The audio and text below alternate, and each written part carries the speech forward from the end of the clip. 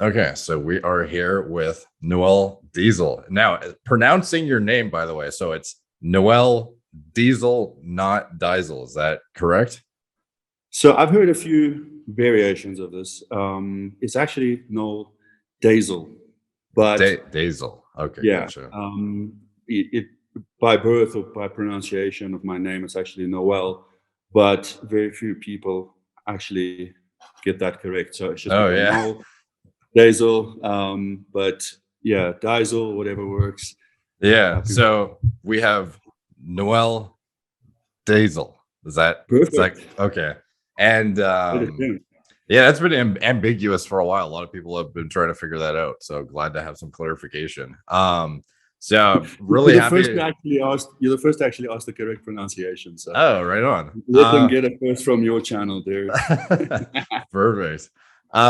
So obviously, I think you might be the fastest growing fitness related channel on the entire internet right now. And it's been like that for a minute at this point. And obviously, congratulations first off on that huge accomplishment. And obviously, you've been putting in incredible amounts of work, and your adherence to high quality and consistency is like unmatched, honestly. And it's something I look to myself for a source of I don't know, inspiration and a different type of model I could be trying to make like different kinds of videos out of. Like as far as um getting into all that to begin with, like obviously this stems back from your passion for bodybuilding and training and whatnot. And um one of your first videos, I think, I'm not sure if it was one of the first ones that went viral or not.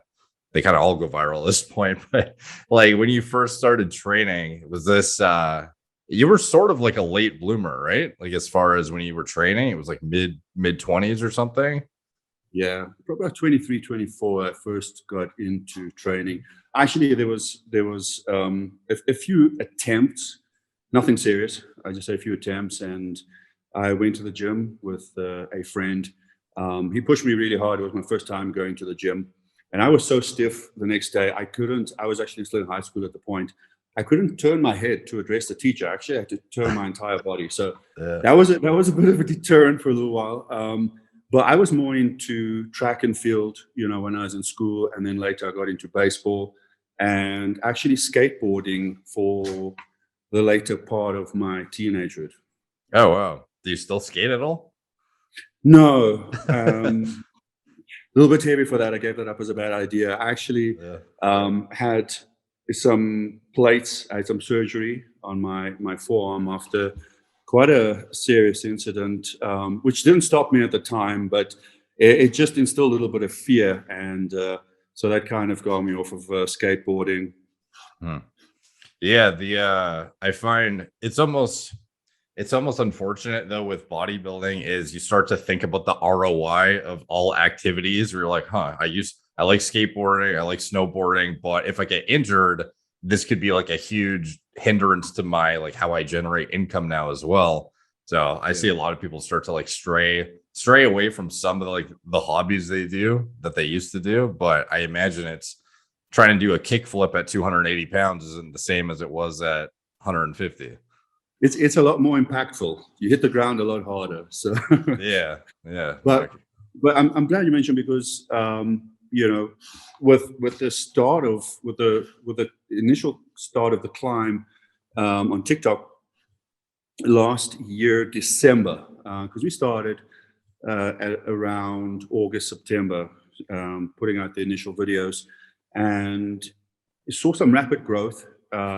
Gained up to around 400,000 followers in the first couple of weeks. So by December, it was about 400, 450, if I'm not mistaken. Got verified at the time, and I actually suffered an injury doing some water sports.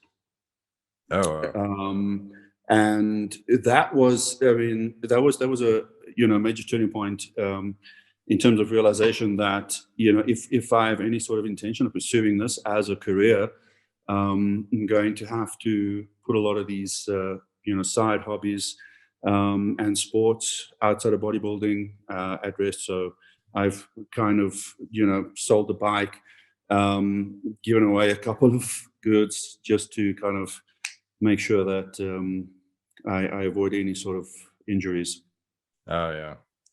But you when you first started, you were like, it's kind of interesting because you're seen as the like you're one of the probably the biggest overall like sheer size physique as far as like popular influencers goes too. Like you're sort of like this hybrid of actual bodybuilder meets fitness industry slash like scalable social media because most bodybuilders that are IFBB heavyweight bodybuilders are not doing the kind of integrated entertaining style content that you are too. And you called yourself, like when you first started, you were not traditionally like I don't know if you know those traditional body types like mesomorph or like endomorph and ectomorph. Like you were like a traditional ectomorph right when you started. It seemed like I was actually pretty shocked to see your baseline before you started this whole journey back when you were 23, 24. You were only like 68 kilograms, 150 pounds at how tall are you? 188, which is about 6'2". Okay, so pretty tall. So you have a lot of frame to fill out, especially on stage, I can imagine. And Yeah. you got as heavy as was 300 your peak when you had like the worst sleep apnea, or what was your like peak weight? My peak weight was actually December 2019, where I was weighing about 136 kilos. Okay, so I think that's pretty close to 300 pounds. Or probably it's close to about 300 pounds. Yeah. And now presumably you hover around something a bit lower than that, like a bit leaner of a body composition. Yeah. So at this point, I'm going through a body recomping, cycle stage, and I would say my weight kind of fluctuates from about 120 to 125 kilos consistently within that range. Yeah. I was prepping. Well, I'm prepping for a show in December. Yeah. Whether or not that's going ahead depends on my travel plans for the rest of the year. I'm hoping to get to the States, around November, December. So if that does all materialize, then I won't be doing the show, but am kind of just proceeding with things as per or with the intent of doing the show in December. Okay. And that show is which one? Just out of curiosity. Yeah, so it's a local NPC qualifier. Obviously my 12 months had lapsed, so I have to do another qualifier, and there's a pro show happening the very following day, which is the 4th. So it's the 3rd and the 4th of December. Okay, awesome. Yeah. That kind of like trajectory of like making it into the IFBB and kind of like transitioning through the ranks from South Africa, is that like a lot more problematic? Like there are less shows to actually like make that happen from where you're from, or is it like a pretty good culture with a lot of opportunities up there? Or like how does traditionally, like how would somebody traverse the ranks coming from there? Yeah, I would say it's a bit more of a challenge or a struggle being in South Africa. There aren't as many shows. The community is quite small, and so it's quite difficult to rack up the necessary points in order to do the qualifiers, in order to get to amateur and obviously Olympia level. So, and it's very expensive as well, because a lot of travel which is required too. So outside of the general costs of prepping, we have to travel overseas, and so that can obviously get quite costly too. Do you have aspirations to make it to like the highest level, or is it just kind of seeing you beating your own previous best and seeing how far you can take it, sort of thing?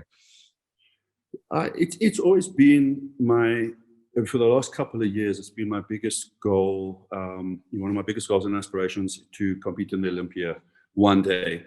Right now I try and maintain a physique to inspire and motivate, others. So I feel like, it puts a lot of pressure on me to keep myself in the best shape as possible, but to be the best example to my audience. So I feel my intentions has shifted for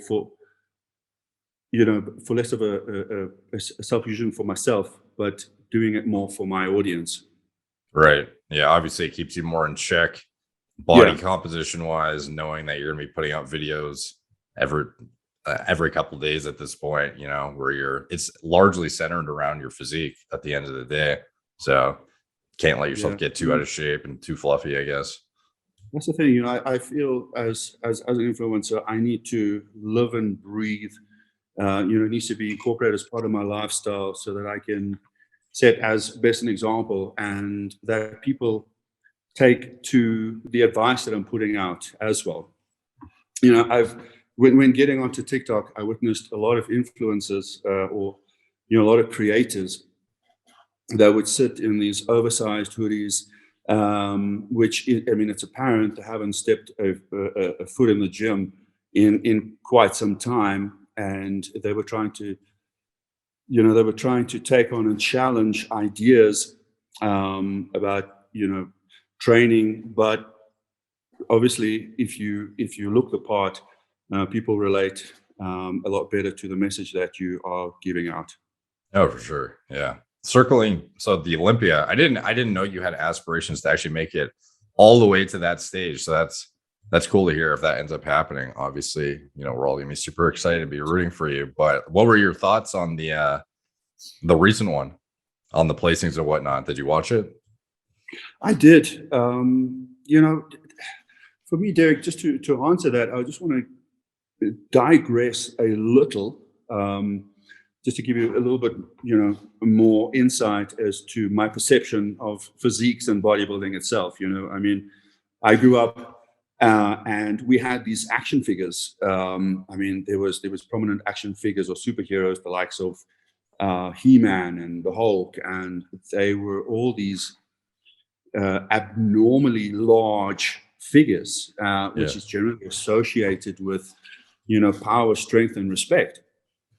And I've seen a shift in that over the years and in the younger generation. I mean, if you look at the present day superheroes, if we can just take, for example, the present day Spider-Man, and I think that has largely influenced how we perceive or what we perceive, you know, power, strength, and you know, as a respectable person of masculinity or you know, a masculine figure.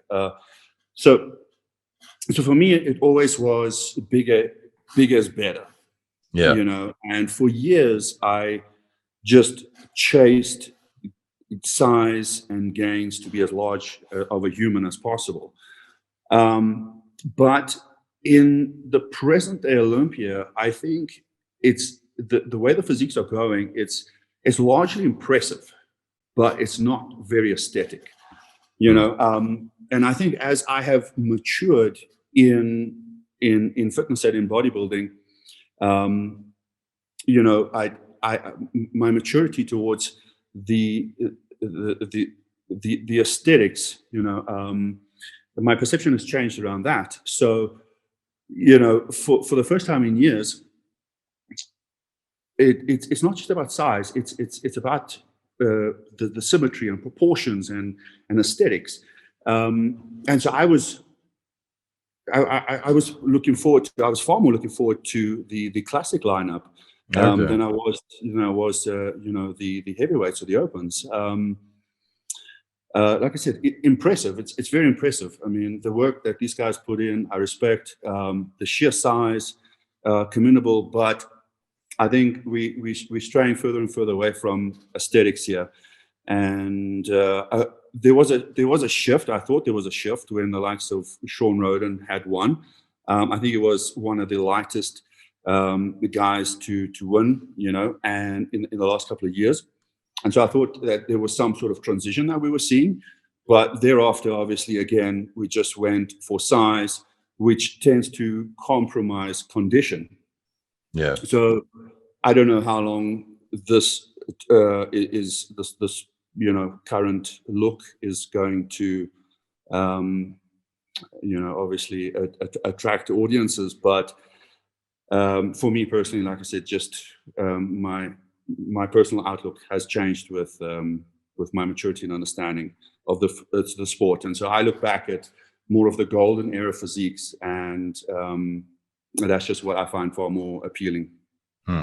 Would you be able to I'm assuming like for stage weight, how far off or are you far off from staying within a weight cap for your height subsection? Like, would you ever do classic yourself? Is that something on the to-do list?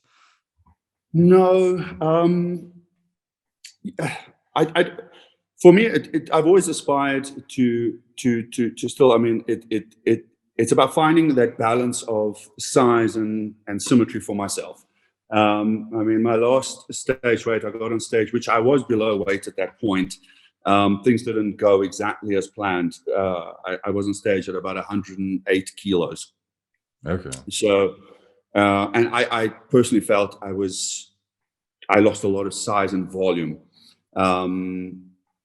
So anything less than that, I think would have just looked disproportionate. But looking at changing that, I shifted over to, I mean, one of the icons who I looked up to and got me into bodybuilding as an icon when I started out, and as which I drew a lot of motivation from, was the likes of Gary Stridham.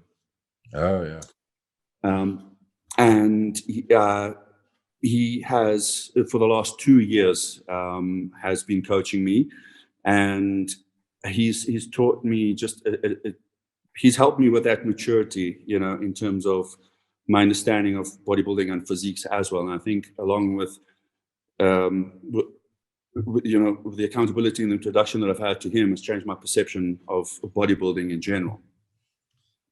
Gary is he's South African as well. He's South African. Yeah. Is he local to you, or how'd you guys connect initially? So he's in Thailand at the moment. We connect remotely via Skype or WhatsApp. Okay. We chat often. We actually become very good friends in the process. But it was a life-changing event for myself, having the opportunity of working with one of my biggest inspirations, and being able to gain knowledge from someone that's been in the industry. I mean, certainly a king of longevity. Yeah. And he's very alternative. I mean, he's now, I don't want to give his age away, you probably won't be happy with me, but he's in his early 60s. He left South Africa when he was 20. He headed to the States, and he had been competing, for the last, up until the age of 40, 45, and then had a comeback. But comeback in 40s, solid. Yeah, his physique is like very, very balanced. Like, it's not overblown. It's like still maintained aesthetic appeal, but had simultaneous mass. It seems like if I was to think, like, without you telling me what's a physique that sort of represents what you just elaborated on, like, that would be one that actually does come to mind. So that's awesome to hear that he's working with you directly. Yeah, no, it's definitely a great opportunity. So for me, the ideal physique, I would like to see something, someone with the aesthetics of Chris Bumstead. I mean, I think he has an absolutely phenomenal physique, but with more size, so kind of something in between. And so, yeah, but the proportions on him are just, I mean, phenomenal. So for you, given you obviously have a lot of, like, I think the last video I saw where you had statistics broken down, you had your before picture, which was the 68 kilogram picture where you're, a little rail, stick kid who's like first going into the gym. And then your after picture was 130 kilograms, 286.6. And then you mentioned how you have a sort of like an ideal, I don't know, like stage weight that you at least want to be hitting to not lose too much volume and whatnot. Do you have like specific improvements you're working towards right now? Or is that something you can still do, is allocate a lot of time to hitting, like weak body parts and like really focusing on bringing up legging areas, given your shift in focus a little bit? Because now you're, very, very deep into the social media side of things. Obviously, your schedule, I would assume, is more rigorous from a social media perspective than the majority of bodybuilders who are doing this for a full-time job. So finding that balance between the two endeavors, like how have you approached that more recently now that you've had this like crazy social media trajectory? So that's the biggest struggle, Derek. I mean, with social media, it takes up a tremendous amount of time. Um, Outside of the social media, I have an IT company which does software development as well. And I mean, not that I think, but we all know someone that's competing at that level needs to live and breathe, bodybuilding, and it's 24/7. That's work. I mean, that's a career for them. So being realistic about the situation, as much as it's a goal and aspiration for myself as it has been for many years, like I said, more recently, and I would still love to one day. I mean, it we all need to have certain factors that kind of drive and inspire and motivate us, and that being one of them. But like I said, for me, my approach has shifted, where I find myself doing this more for the audience than for my own reasons, in terms of Olympia. But time is very limited. I've been working 16 hours a day for the last 15 years. Yeah. We're not working 16 hours a day. I find work to occupy myself because it's just become second nature. It's just part of my daily routine. So Yeah. I've started to allocate, and I mean, this has been for the last couple of months as I've started to transition more of my time towards social media, where initially I was working, I mean, from morning to evening, I would take off and I train in the evenings, usually around 6 or 7 p.m. And then would get back and would immediately film, would edit, would upload, and then I would get straight back onto the IT side. And I would be working, replying to emails and doing proposals and things, usually until around 1, 2 a.m. Damn. And that was just my usual routine. So it got to the point a couple of weeks ago where I started to allocate more time of my day or more hours of my day towards social media. And then it got to the point where I was allocating days of my week towards social media. And now it's done 180 where I'm actually allocating hours of my day towards the software. I have employees there, and I mean, I need to look after their well-being as well. So I need to keep kind of make sure the wheels don't fall off the bus. But certainly am not allocating as much of my time towards that. And with that, it's brought on a whole new way of living for myself. The IT side is very stressful. And I tried to convince myself for many years that I was passionate about what I was doing. I mean, we spend most of our time at work, and they always say you have to be happy at work. And so I try to just convince myself, okay, well, I'm happy. I'm happy meeting people. I'm happy doing business development. I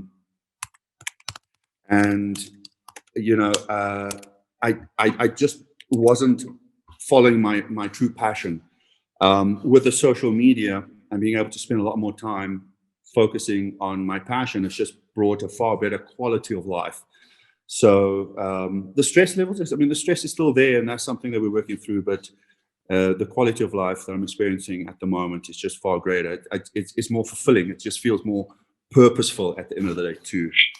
So what is like you've mentioned the software development side of things, this IT stuff that you've been working on, that's your original entrepreneurial endeavors involved this, company that you were either owning or a part of. That, like, what is it exactly? Like, what kind of software is it? What is the application? You've kind of mentioned in passing how it's not necessarily like your main passion necessarily. Like, how'd you stumble into it to begin with, and like, what is it? So it's all bespoke application development. Okay. We do desktop, mobile, web application development. So I have a team of developers. I used to do development myself, and I moved out of doing actual development only in times of need. When we had like capacity, and I have to kind of step in to help meet deadlines. But other than that, just focusing more on business development and marketing. But Okay. I'm the sole owner and director of that business. Okay. And you have like that company right now is still like like functional and has employees working for it full time, and you guys are creating apps and stuff for people, or like what is it specifically? Or are you finding ways to integrate it into your current trajectory on like the fitness side of things, or like how is it being intertwined with your life now? So it's not intertwined by any means at this point. Kind of just operating as two separate or single entities, really. But got a team at that end, and I've started to build up a team on the social media side too, as we're getting more videographers and editors on board in order to be able to facilitate content, evergreen content for a lot of the other platforms, particularly YouTube. So there's also Cameo, and there's a few more things that we're getting involved in, which has taken up and demanding a lot more of my time.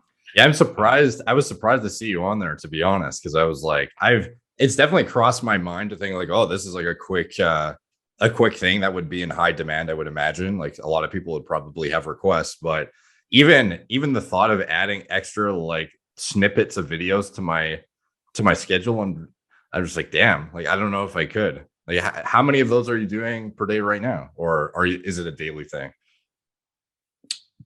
Probably about 1 or 2 per day on average. But presumably, even though they're like little quick things, I imagine you end up spending more time than anticipated on some of those, like to make sure they're, good quality for the person who's getting it and whatnot. That's the thing. I see a lot of the creators, everything. I mean, they just film very quickly with the phone, but I feel I've set some sort of standard in terms of expectation from the videos that are being put out, and so I don't want anything to be substandard of that. So even with the cameos, there's a lot of time of preparation that goes into scripting of the messages, recording, and then I've got someone that helps with the editing of that, though.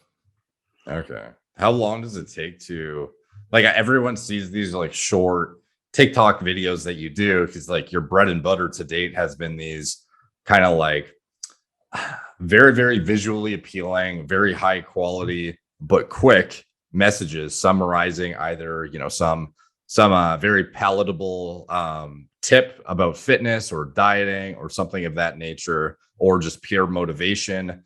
That kind of stuff, though, I don't think, like, I've seen glimpses of your setup. I don't think people realize like how much actually goes into it behind the scenes. Like, how long does it take to do one of your main, I don't know, like, let's just say a 60-second informational video? Like, what is the process that goes into setting that up? How many people do you have? Like, what's the whole shebang? Like, what goes on with that? So an average TikTok or an Instagram reel is roughly 20-30 seconds, which takes approximately 3 to 4 hours of work. It's time to script. I mean, everything is thoroughly researched. I don't want to be giving out any sort of false information. So thoroughly research any sort of information. It needs to be scripted in a way that we get this message across in the shortest period of time. And then there's obviously time to shoot, there's time to edit. So yeah, outside of the research, I'm just talking about filming and editing roughly about 3 to 4 hours. So it does take up a quite a significant chunk of our day. And when I say hours, myself and the team. But we initially aimed to do 1 TikTok a day. Okay. Sorry, I mean, it was 1 TikTok, and then there was the TikToks were being repurposed as reels, and then we're doing Instagram specific content, and then doing YouTube specific content. And the YouTube specific content, it's a lot longer form content, which takes a couple of days. That's a couple of days worth of work with a longer form, because those are anything from 4 to 8 minutes.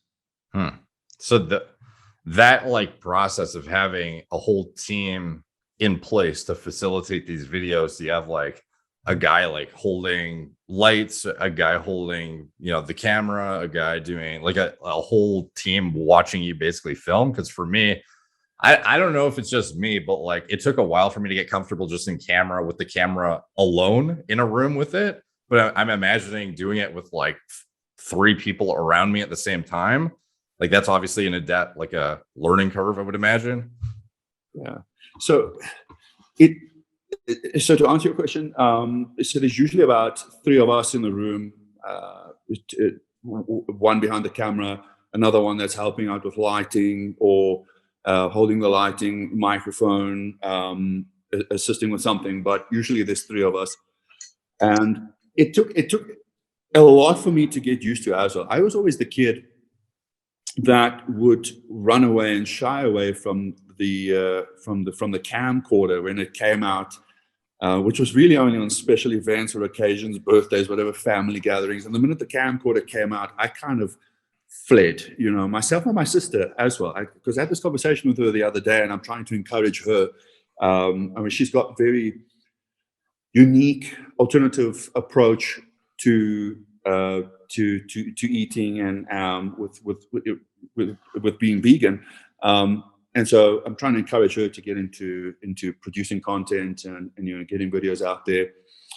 And she said to me, "No, I can't get used to even her standing talking to the camera." I think, it was a serious adjustment, but slowly with time was able to get over the fear of the camera, and then it was the fear of having the presence of other people in the same room as well, as you mentioned. Yeah. And now it's just second nature. Just become a lot more comfortable in the process, and I think that you'd be able to see in the videos itself how we transitioned or how it's progressed, rather from one of the earlier videos where we talk about doing boulder shoulders to the more recent videos going out on YouTube. How you can see, and it's been now roughly 12 months. Because it was actually last year, August, September, where we started to play around. And initially we're putting out a lot of, it was more humorous kind of meme content on TikTok, and it was getting views, it was racking views, but it wasn't getting the same follow through. And then had this idea of doing educational content. One of my biggest driving factors is helping out and giving back. And so it kind of sparked from an idea where I said, let's do a video on how to strap up, how to strap up and how to strap onto a bar correctly. And we never actually put that video out, but that was just the kind of the turning point in terms of doing these short format educational videos and adding or providing value to the audience. And with that value came the follow through as well. Okay. So when you say the follow through, that's like a more impactful conversion of like view to follower sort of thing? Yeah. Okay. Yeah, definitely. Yeah. So like you mentioned how last August, September-ish, you kind of went all in with everything. Like what was it, you saw like a glimpse of success and you were like, we can really run with this? Or what kind of spurred, like for me, I don't necessarily have like a definitive video that, I've had a couple that went unexpectedly like viral, at least at the time. The amount of views that it racked up were so mind-blowing to me that it totally shifted my perception of what is possible and sort of made me like reinforce my belief in myself to actually be able to know, okay, these influencers with astronomically high subscriber counts or consistent views and all this interest surrounding their brand as a whole, that's not so far out of reach as I thought it was. I thought it was some like unimaginably far off distant land of like influencer celebrityness, and how does anyone ever get to the hundreds of thousands of anything? And then once I had like a little glimpse of, wow, like people actually really enjoy this content, or the algorithm, will pick it up if you, spin your educational information in this way, that to me gave me the spark to like really push. Did you have a certain like turning point that had that spark for you, or how did you go all in? Like what kind of motivated you to do that? So, though though the climb started in September last year. Prior to that, I was still very involved in doing social media, but it was doing more still content and more long format, like training motivational type videos for Instagram. Mhm. And it was very difficult to grow after a couple of years of work and a lot of effort. I managed to get up to around 40,000 followers on Instagram, and so when started to put videos out on TikTok, and the first video went viral. It got around 300,000 views, and that was something that was very new to me, because no video or no picture or any sort of content style that I'd ever put out on social media had ever racked up this many views. And so saw a lot of growth, and it was 30,000, 40,000, 50,000, and next month 100,000 and 400,000. And that was obviously very motivational, but and that kept us kind of pushing to put out content. But I later realized, TikTok has like what is called I refer to as more of a honeymoon phase, right? Where you start out and you put content out, and you're going to see this initial growth spurt.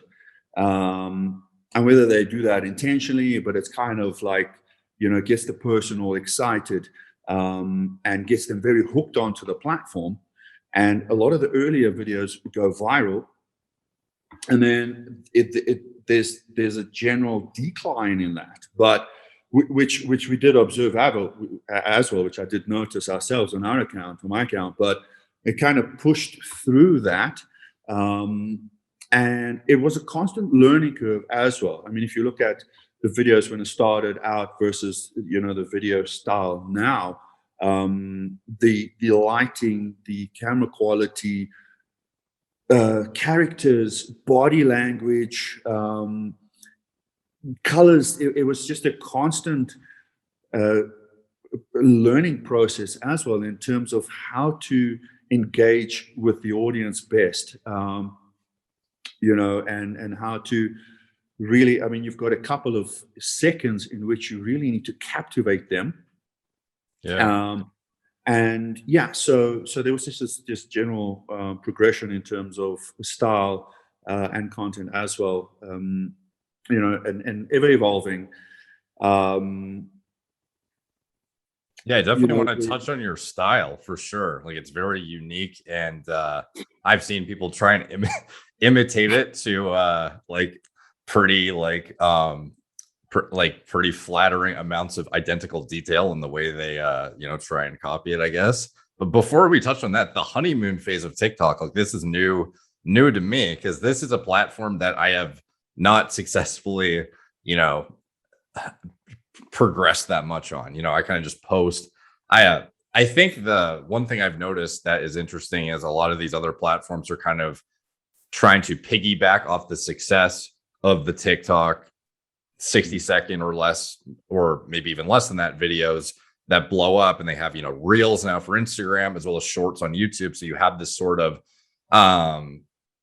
convertibility factor where it's like you can actually succeed on all of them. If your TikTok is well received on TikTok, it will likely be, or at least in some capacity, potentially well received on Instagram Reels, maybe less or so on YouTube because it's a bit more of an information heavy platform. But in general, it seems like your videos kind of pop off wherever they go. And that's obviously partially due to you, obviously. But I think also there is like a universal kind of, well received the algorithm just seems to be more in favor of trying to copy this TikTok style that has everyone's seeing as, the successful way to go right now. But vice versa, when I make like a long form YouTube video, just chopping it up into what I see as like palatable bite-sized clips and then throwing it on TikTok doesn't work at all. So like this honeymoon phase thing, do you find it's like you said, you push through it, but is this more like in the fitness industry or in general with all creators there, where they sort of, if you have something that's good, like obviously if you just post garbage on there, you're not going to do well regardless, I'm sure.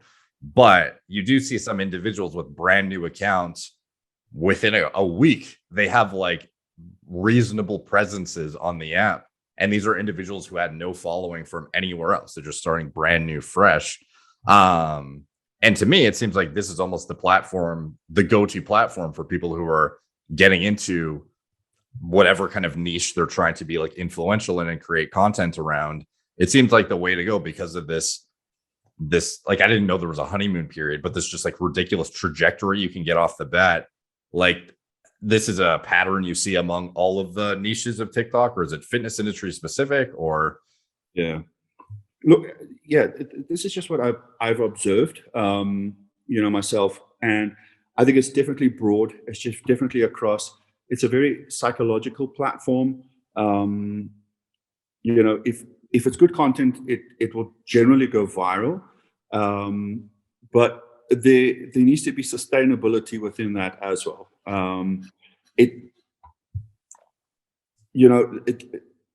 Because there's so much creativity, and that's what I love about TikTok. There's so many creative styles, and it was so entertaining for me in the beginning because I was introduced to a whole new type or style of content that I hadn't seen on any of the other platforms before, and drew a lot of inspiration from different type of creators across many different segments or verticals. But it needs to be sustainable at the same sense, and so it needs to be constantly evolving in order to, developing your own style in order to keep that audience retention, and obviously, the growth through building a relationship with your audience. As far as like, do you watch a lot of TikTok yourself now that you're like, you sort of dialed in your style, you kind of like know how you make videos, and like your template is sort of like obviously successful, you've kind of figured it out, so to speak. Do you still find yourself sitting on the For You page and just like mindlessly scrolling through it ever, or are you more mindful of your time? Because I know some people who are the most successful social media influencers who literally will like delete the apps to avoid accidentally getting sucked down the rabbit hole of watching content.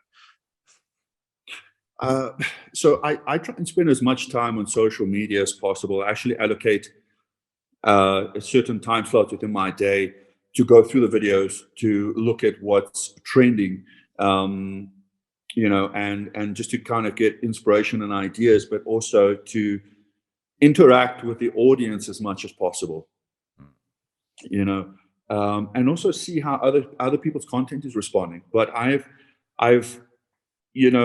become renowned for having a very personal relation and engagement, and that's kind of formed this really unique community, within fitness, I would say, because I've seen it kind of stretch into to across other influences as well. But it's really about building that relation with the guys and spending as much time replying to comments and replying to DMs. So it's really a challenge. It's with my time being spread so thin at the moment, it's difficult to find time. But I just make sure that I sit down and kind of dedicate and allocate that time to engage with the audience, but also just kind of keep in touch and keep watch as to what's trending and what's happening. And I kind of generate ideas and see where other creators are benefiting from any particular type of style, so yeah. Do you think TikTok's going to be successful and around for a long time? Like, do you think it's going to continue the way it has with this like it's like overtaking the social media industry, it seems like. And I don't know if they're like some of the, like you mentioned, how they really favor viral content even to new influencers who are just starting off the bat, which I think is like pretty unique to their platform. Maybe YouTube Shorts is like getting a bit closer to that now, where they're trying to replicate it. But like the appeal of being able to build a, you know, presence out of like thin air in a matter of weeks is still TikTok's the go-to. Is there any other platforms that are emerging you have your eyes on that you're now looking at, or do you think TikTok's like the go-to for a new creator for trying to build a presence online? Or if you had to start fresh, would you do it differently? Or what do you think in terms of somebody brand new to this? So I think I personally think TikTok will be around for some time, because of, you know, the type of unique content that you can get. It gives everyone opportunity, and you know it gives a lot of hope to new influencers as well. It allows people to develop relationships with their audience, which otherwise you couldn't really get through the likes of Instagram. I mean, I know YouTube has generally been longer form content, and now more recently gone into short form content as well with their shorts. But it allows people to be themselves and express themselves and their individuality. You know, and I think that's contributed largely to the success of the platform. I think they do need to adapt in order for the longevity of the platform itself. But you know, maybe with stories I heard. I mean, look, in South Africa, we always the last to adopt any sort of Oh, like a feature rollout is like doesn't get applied yeah, to you until yeah, like everyone else has it. Yeah. I kind of get yeah. that in Canada, maybe not as bad as you, but like my Instagram, for example, somebody will be talking about some feature and it'll be like very something everyone has. And I'm just like, when do I get it? Like, cause Exactly. yeah. Taking bated breath. And I mean, we don't even have the creative fund here, you know. On TikTok, everyone's like, "Oh, you must be earning so much on TikTok," and I don't earn a cent from any Oh of the my views God. generated on TikTok. You know, and I think that's one of the things that kind of, you know, kept me going. My intentions for starting were different because they were never to monetize. They were always to add value and, you know, and help and inspire and motivate. And because I had the software company that was kind of fueling or funding, you know, everything. So I was never really dependent on social media. Oh, that's Yeah, obviously the and way. and just the constant comments coming through.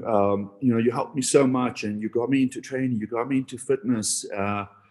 You know, that was enough reward for myself at the time. I mean, it was a very emotional experience for myself, and it was only much later that brands or that I got involved with brands, or brands started to approach me. You know, which was the only way that I was able to monetize off of the platforms. But like I said, intentions for starting were different, and still to this day, there's no creative fund, so I don't monetize on any other sort of views from the platform, which otherwise would be very worthwhile. I think the remuneration would be fantastic. I mean, a couple of $1,000s per month based on the you know, the kind of engagement that the platform is seeing. You know, I mean, they're getting like 120 million views a month. That equates to, just out of curiosity, so if you have 120 million views a month, that equates to a couple $1,000s if you were like a US citizen with the creator fund, or what would that traditionally equate to?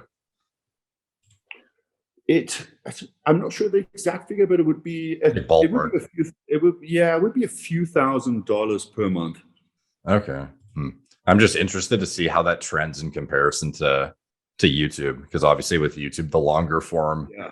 revenue is Yeah, like, the RPM on TikTok is a lot lower than YouTube, so it And that's just by nature of less opportunity to put ads in front of somebody, presumably because they're so short, or is it just like less advertisers are actually on the platform to begin with, or do you know? Just out of curiosity, I'm not really. Yeah, I'm really not too sure about that one, or how to respond there, Derek. Like, do you get hit with ads a lot when you're just like scrolling the For You page? Like, I don't even. We get very few ads on TikTok in South Africa. It's almost like once every three weeks, we'll have an advert up for probably a day or two. So the platform isn't being utilized too well from that perspective by advertisers. Seems like it'd be cheap to have ads on there then, maybe. Yeah, presumably so. It should be. Might be something to look into. Yeah. Yeah. So as far as like your style, like we talked briefly about, you obviously have a unique kind of like template that has, like I mentioned, many people have tried to replicate in the recent months and whatnot. And arriving at that style, like you mentioned, how you stay on top of trends and you watch other creators to kind of see how you can cross, use other verticals as a way to integrate into your own and whatnot.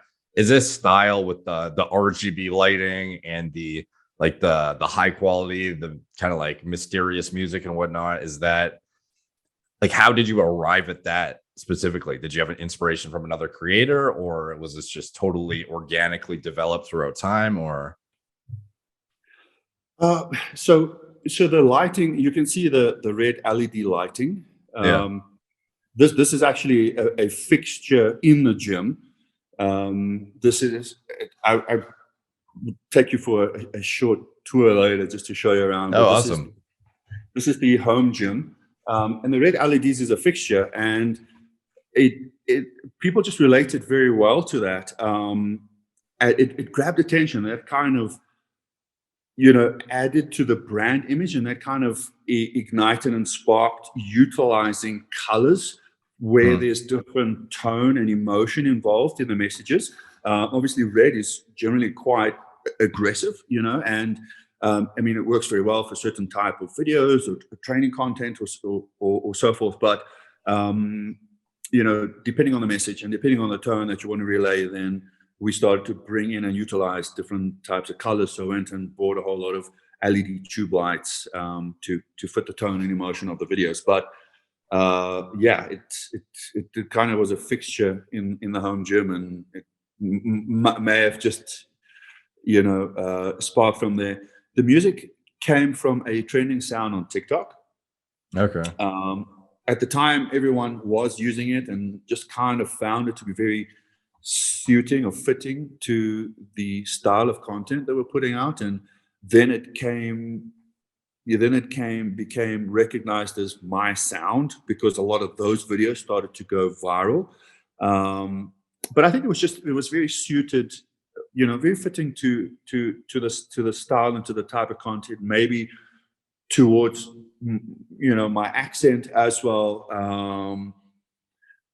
It added an element of mystery, and I think that kind of was very appealing to a lot of people, the mysterious aspect of it. So initially when I got on, a lot of people were very confused as to where I was from and kind of assuming the accent. Very few people actually guessed it was South African, but I had Russian and I had German and I had British, but I think a lot of people don't even know South Africa like exists. They just assume you're from somewhere, I don't know, in upper north, I would imagine. Like, just like what sort of makes sense for somebody who's looks white, I guess. I don't know. I get it. I often, now it's gotten to the point, the way that social media has just exploded. I go to the local grocer or the butcher or even the local pharmacy, and someone will kind of recognize me. And, oh, you're the guy from TikTok. Like, what are you doing here? What are you doing in South Africa? He's like, what are you Oh, doing? like you're visiting. Oh, yeah, Yeah, yeah. I get I the live same down the thing when road. I go to the Like, gym all the time. It's like, what are you doing here? I'm like, I fucking train here. Like, what do you mean? yeah, yeah. So even for the locals, Yeah. I think for myself, I've worked with the likes of with overseas clients, an offshore development team, and that may have caused for some sort of change in accent, which can leave people assuming kind of, because I guess I don't sound like a typical South African, um, and there's aspects of it, there's elements of it, but yeah, it is a little bit different. I guess that just had it all added to the mystery. It all added to the mystery of who's this guy, who's this large guy with the LED lights and the strange music, you know, um, Yeah.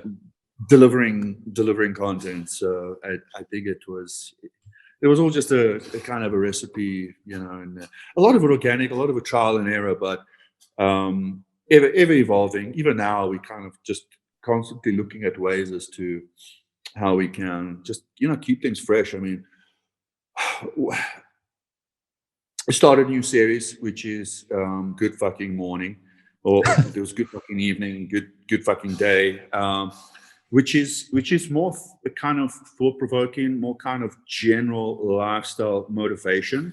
But it brings a new audience outside of fitness, but even for the predominantly younger male audience that we have within fitness, I think it's a very neglected audience in general. And I mean, these guys suffer a lot with depression and anxiety, and not feeling good enough, and so they need that upliftment. And with the type of content style that we're going into now, now that I have the platform and the base, is to kind of feed into that and kind of just help nurture and develop this audience that I have further. Taking, I guess in some way you could say it's taking up a kind of the father figure, the father of fitness, or the daddy. I mean, I hate referring to myself as that, but You got to tell me how that nickname originated, by the way, because it's all over the place now. Was it just like a comment somewhere randomly and then people just picked it up, or how did it come to be? So it did. It started as a comment, and as we started to form this really incredible community, it kind of popped off, and then one person started referring Daddy Noel, and then another and another, and it kind of. I mean, I personally wasn't very accepting of it in the beginning, Yeah. but in the end, I was like, okay, let's just own this. And then one of the skits that we did, I had like Karen, and Karen is the female figure, right? You obviously get your Karen. Yeah. And then there was a gym bro, and there was an influencer bro, and it only felt suiting to get obviously a Daddy Noel to kind of help bring some sort of conclusion to the general disputes between these different characters. But yeah, and so just took it on, accepted it. I even got my vehicle branded, not by choice. Yeah. I don't want you to think I'm that arrogant. I didn't go and put that in all of my car, but Yeah. the guys that wrapped the vehicle on the rear wing, they actually embossed that in all on the rear wing. Is it like underneath it, or is it like blatantly showing for everyone to see, like from the? It's so depending on the lighting, it's actually quite blatant. But so the way they've done it is they actually printed on vinyl, and then they printed like a sticker, and they stuck it on the rear wing, and then they vinyled over that. Okay. So it's kind of embossed, and it's noticeable. Often I find people that probably don't know who Daddy Noel is, but I think there's a few people that I've seen kind of just stop next to me on the side of the road and just click a quick picture of the rear wing. And I can only imagine the kind of conversations that must be going on in those cars. Like people that why would I just drive around referring to myself as daddy? But yeah, that's on the GTR specifically. Yeah, that's on the GTR. Oh wow, yeah. So that's like the fancy vehicle too. That's like the top end performance thing, and just like the huge flex on the wing as well. Yeah, that's wild. It's a very loud car. So, well, I mean, it's very loud by engine sound. It's very loud. It's an Alpha 10, so it's 1,000 horsepower.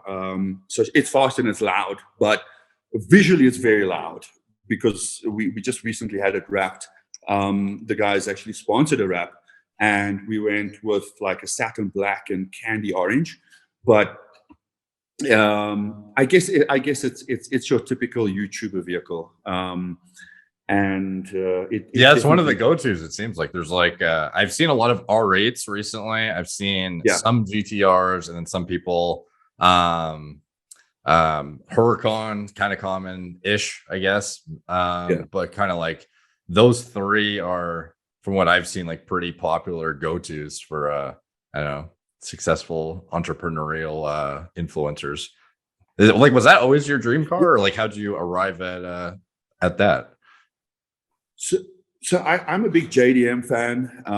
I just like the Japanese motor vehicle scene, and I think if you ask me my dream vehicle, I would say probably the 1990 Honda Acura NSX. Okay. I think that's just the ultimate vehicle. Maybe, God willingly, have one in my collection one day. But I actually had I don't know if you know the Hondas too well, but the Honda Type R, the normally or the NA, naturally aspirated version, and then they brought out the FK2, which was the turbo version, which my mom is driving around at the moment. So she's just thoroughly enjoying that. She's likes to accelerate, and double clutch, and I mean it's a very loud vehicle as well. But so I've always kind of been into the Japanese vehicle scene, and I always aspired to own a GTR. But I was I was enjoying my Honda so much. I mean, I don't think there's many of them, or not that I've seen, of the FK2 in the States. Okay. From what I understand, it was never released there. But I think it's such a well-rounded vehicle. I mean, it's reliable as hell. It goes very well. I had some work done on the car, and so it goes very well. It's a very aesthetic vehicle. So it looks great. It sounds great. But and I was very happy driving that car. I mean, it kind of ticked all the boxes for me. But I always aspired to own a GTR, and in no particular rush to get one. The one that I own came out and was advertised on one of the dealership's Instagram pages, which is actually run by a friend of mine. And this was a very rare find. The car's built up to a spec or a standard that people don't generally, sell. And so when I saw this car come on, I was like, well, best to act quick, and kind of the next day proceeded to put the deposit down on the vehicle just to kind of secure it. But so incredible vehicle. Like I said, it's pushing out about we just had a dyno last week. Went onto the track as part of the advanced driver's course for insurance purposes as well. Oh, right on. It's a handful. I mean, it's a very forgiving vehicle, but when it's pushing out that sort of horsepower, it's a handful. So kind of still every day just getting used to driving it too. In Canada, it's not like there's obviously less inventory for kind of like exotic vehicles or kind of like high performance vehicles than there is in the States, where high population, high density, the most like money moving around. In South Africa, is it like pretty, like you mentioned, it's rare to have this kind of a spec, but is it hard to find like stuff like that in general in Johannesburg? You know, not necessarily. I think one thing you need to understand is kind of the dynamics here in terms of diversity. It's a very unequal society where you would have, like, Sandton City is one of the richest square miles in Africa, Okay. and then right next door, or the neighboring suburb would be Alexandria, which is a township. So you go from the richest of rich to kind of like the poorest of poor, where people live on an average of $50 a month, supporting a family or a household.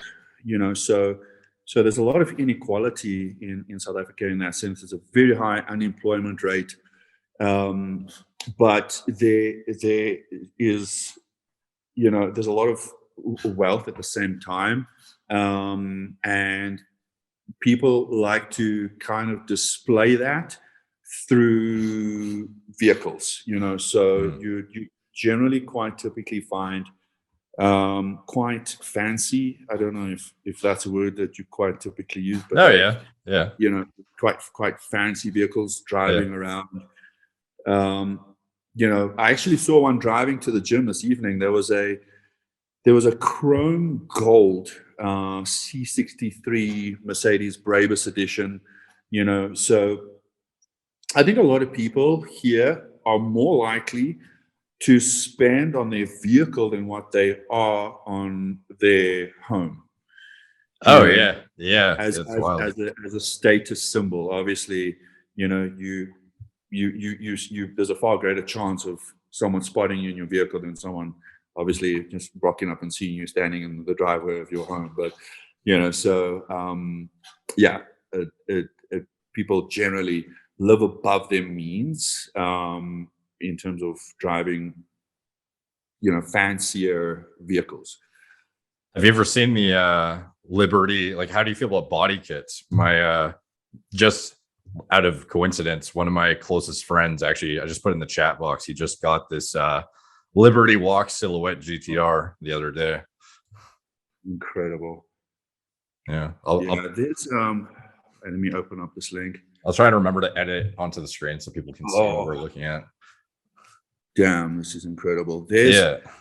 So the Liberty Walk body kit is ghastly expensive. He got really lucky that it came like turnkey. It was already on it. It was the price was reasonable given the installation, the time intensive labor that goes into installing it and everything. It was just like ready to go, turnkey, and it's fucking incredible. Yeah, that's magnificent. I mean, with us, a lot of these kits are imported, and our rand currency is very weak or very poor. Plus, there's import duties and costs, and so it costs about 3 times the amount it would in the likes of the States, obviously, to import something like this into South Africa. So sometimes these body kits cost more than the vehicles themselves. So I don't. Yeah, people don't. Just for reference point for people watching, like this kind of a kit, like labor included, could be like you could be like doubling your price of like what you're in on the car for sure, and you're not going to necessarily get that back when you sell it. Like you have to be like very passionate about the vehicle. 100%, and that's what I was saying. Like finding a vehicle like this is generally quite scarce because people build them up to the spec. I mean, it's got a fully built engine, fully built gearbox, a drive shaft. I mean, you name it. If there's something that could be done to the vehicle, it actually supports the vehicle pushing up to about 1,800, 2,000 horsepower. So it can handle up to that spec. Not that I would take it to that, but it's built to that extent. So even for myself, it was just an opportunity I really could not refuse. And I have every intention, in kind of like the next few years or the next coming years to get to the US, to immigrate to the US. Oh, whilst I'm wow. still relatively young. I'm not exactly young, but I like to think I'm young. But whilst I'm let's just say young, but able, right? So whilst I'm enthusiastic and able, I want to get to the States and kind of make the most of it there. The next few years, just push it out, work as hard as possible. Take the GTR there. It's always been the plan, and the Honda. Still got the Honda. From what I understand, there is only one other FK2, which is in a museum, in fact. Oh, So with myself immigrating, I will be able to take the vehicle with, and so it might be quite a rare piece in the States. But that's kind of medium term plans. But the objective has always been to, even in purchasing the vehicle, to take it with. what kind of process goes into, like, it seems like the laws are more and more strict for getting in the US. Like, I've been looking into getting citizenship there myself because I'm from Canada, and it would be advantageous for me to have dual citizenship if I could and get a place down there, because that's where, like, our warehouse for Gorilla Mind located down there, my practice, the actual Merrick Health, telemedicine is down there. Everything's down there except me. So, like, it would be ideal if I made it down there as well. But every time I look into it, it's like, it's very, very, very intensive, and the regulations and restrictions are like absolutely insane. Like, would you be going on some sort of a visa, or are you looking to get like actual citizenship, or how would it work for you? Yeah, it's such a process, Derek. I mean, initially would go over a visa, on a visa, a tourist visa, and then work visa with some of the partnerships that I have in the States at the moment. Through that, we'll be able to apply for dual citizenship, and so that's kind of helping to enable this process. But there's a lot of work to do realistically. And I can't even get there on a tourist visa because I mean, South Africa is still sitting in lockdown. Oh my God. Things have been, it's we still have curfews in place. We have to be indoors at certain hours, and we're only allowed to be out on the road at certain hours. And I mean, it has eased up. It has relaxed quite a bit to an extent. But up until now, November, travel has been prohibited or banned for South Africans to the US. So even getting there just on a tourist visa is a challenge. We've been trying for the last couple of months, but there's a lot of red tape and restrictions around that. So yeah. Once you make it happen, are there any plans to do long form YouTube content with the GTR, like track days or anything, or what was on the agenda for that? Yeah, so kind of diversifying channels. I'm going to open up another channel, which is more of a vlog form, and then kind of be introducing people into more of just personal life outside of fitness and training. Cooking. I mean, any sort of cooking video has always done well. So looking at that as a separate channel in terms of meal prep, cooking hacks, and then also another channel, and this is obviously plans for the next short term, but also a reaction based channel. So that's kind of what's in the pipeline, and what we're busy working on behind the scenes. Just some more like entertaining content, more general, evergreen. And so started to film. We've actually, at this point, we've been filming a lot, but facing some sort of bottleneck when it comes to the editing and just actually getting the videos out. I mean, you were so kind to help us with the car video. We haven't released that yet, but Yeah. That's in the pipeline. So Thank you so much for your willingness and participation and contribution to that. That's going to be a good one. So something for the guys to look forward That one's to. gonna be hilarious. Yeah, people should look forward to that for sure. Yeah, you should have heard Greg's response. I mean, it was priceless. I don't want to give too much away, but Yeah, Greg, yeah, I was in stitches. His contribution was priceless, but I think it's going to be, and we're just looking at more, such general type of content that will be going out onto the various channels, but just keeping the one that we have now primarily as fitness training, motivation as the type of content that we have at the moment. Is there like a certain type of video that you prefer making? Like obviously there's probably certain ones that you have an idea will perform better perhaps than others.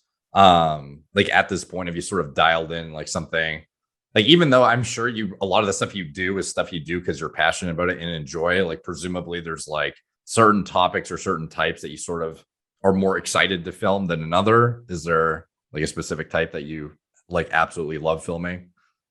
Yeah, I really enjoy the comedy style, the skits where we bring in the characters. Mm-hmm. I mean, it's always a laugh. It's always very entertaining for ourselves.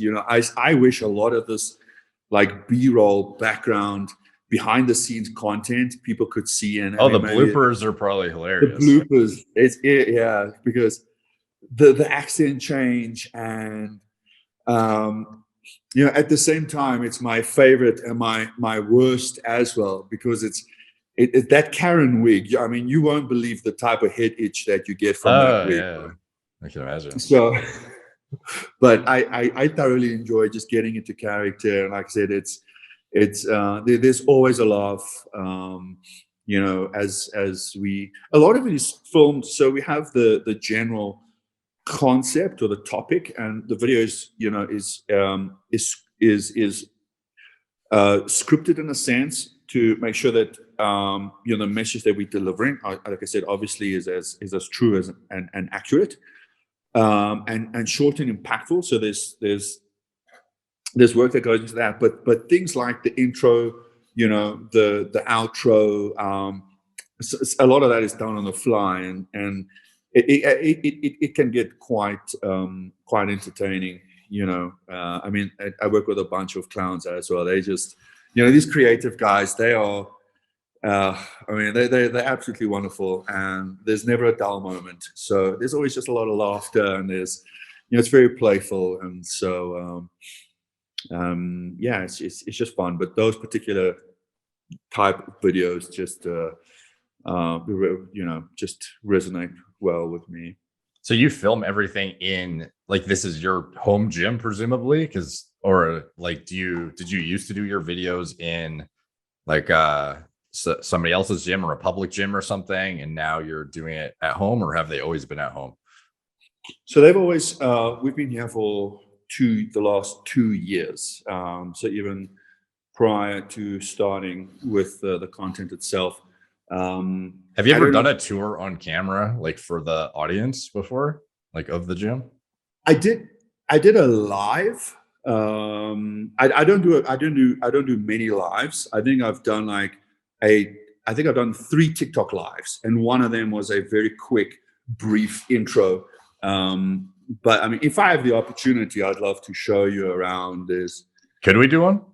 Yeah, I mean, I'm just gonna connect the charger here. Bear with me. No worries. Some exclusive behind the scenes content.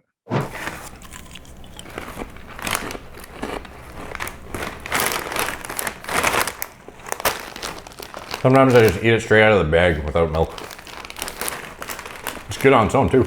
Magic Spoon, this is the integration of today. It is probably the most prevalent sponsor we've had. In fact, I do not have a lot of sponsors that integrate into the channel yet. This is the one that put their neck out for me first and has been around for a while now. I used to buy this stuff myself because it was like the only cereal that I would eat, because if I was gonna have a cheat meal, I didn't want it to break the bank of my calories for the day, because for me, if I'm eating junk cereal that tastes good, it's either super high in sugar and calories, and I'm not getting any protein, or B, it's pretty much like a double whammy because you're essentially eating up your calorie allotment for the day, as well as putting yourself in a position that if you want to get your protein allotment in, you're gonna have to eat in like a significant surplus to get there. So for this is the main reason I like this stuff, because it tastes as close as you're gonna get. And it's pretty damn close with a lot of the flavors. Like they're fruity, it's like very close to Fruit Loops you'd have as a kid. Peanut butter, absolutely absurd. Cocoa, absolutely phenomenal. Frosted is also one of my favorites. And cinnamon, as you guys know, cinnamon, absolutely nonsensical how good it is. And that is why, again, I don't have any because I keep finishing it. And I am waiting for a big shipment to come in right now. I probably should have kept the empty box so I could have showed it to you guys. I'll put up a little edit on the thing. Cinnamon, make sure you add it to your variety pack at the end of the video when you check it out. But anyways, for me, again, 0 sugar, 14 grams of protein, depending on the flavor. You know, they're all within striking distance of that amount. 4 net grams of carbs per serving and only about 140 calories per serving. For me, like that kind of a nutrient facts breakdown is ideal for something that tastes as close to like kids' junk cereal as possible, because it actually allows me to hit my protein relatively so proportionally for the concurrent caloric burden with 0 sugar whatsoever. So for me, having something that is naturally sweetened with monk fruit and allulose and tastes pretty goddamn on point, despite having 0 sugar and super high protein content, or relatively high protein content for something that's like, you know, just tastes like carbs essentially, is absurd. It's quite useful for me to fit around my peri-workout nutrition window, or on a cheat day, I can go a bit more ham on this stuff and not feel guilty whatsoever, because otherwise I'm fulfilling my simultaneous protein needs with a not really guilt-ridden amount of calories with a 0 sugar burden. So for me, this is like the, I don't know, the guilt-free cereal that I can otherwise integrate on a regular basis. And I had it quite often, you know, even before these guys reached out to me. So it's quite awesome that I have companies that I would actually spend my own money on before that are reaching out. I can, you know, bring them into the channel, and they are helping to support me via you guys supporting me getting their stuff and whatnot. So it is keto friendly, gluten-free, grain-free, soy-free, and low carb. Some of the flavors that are coming back that are notable: cookies and cream, maple waffle. These are going to be permanent flavors now. You know, some of these have been temporarily introduced just to kind of like, you know, field the demand, I guess, and some of them have become permanent additions. Original bestsellers include cocoa, fruity, frosted, and peanut butter. Notable, I already mentioned the cocoa, frosted, and peanut butter are my favorites in my top 4, I guess, plus the cinnamon. They also have blueberry and other limited edition flavors that often are integrated. Like recently they had a kind of like a pumpkin spice type flavor that was kind of, you know, like very fall friendly, you know, kind of reminds you of the sort of thing that would be festive for this time of year. And for me, like ultimately, like I said, this fulfills my junk food cravings without really like breaking the bank in terms of my caloric allotment for the day. So normally I would be like kicking myself after I ate a bowl of, you know, Frosted Flakes or a bowl of whatever the fuck I was going to eat that day, knowing that I would have to go have, okay, I need to go have a giant protein shake now, or a giant bowl of like chicken and nothing with it, like no rice, no anything, because I've already eaten up so many of those calories that I'm gonna have to just eat something plain in order to get my protein in, and then I'm also gonna be pushing my calories above and beyond where I want them to be. So for me, again, this is my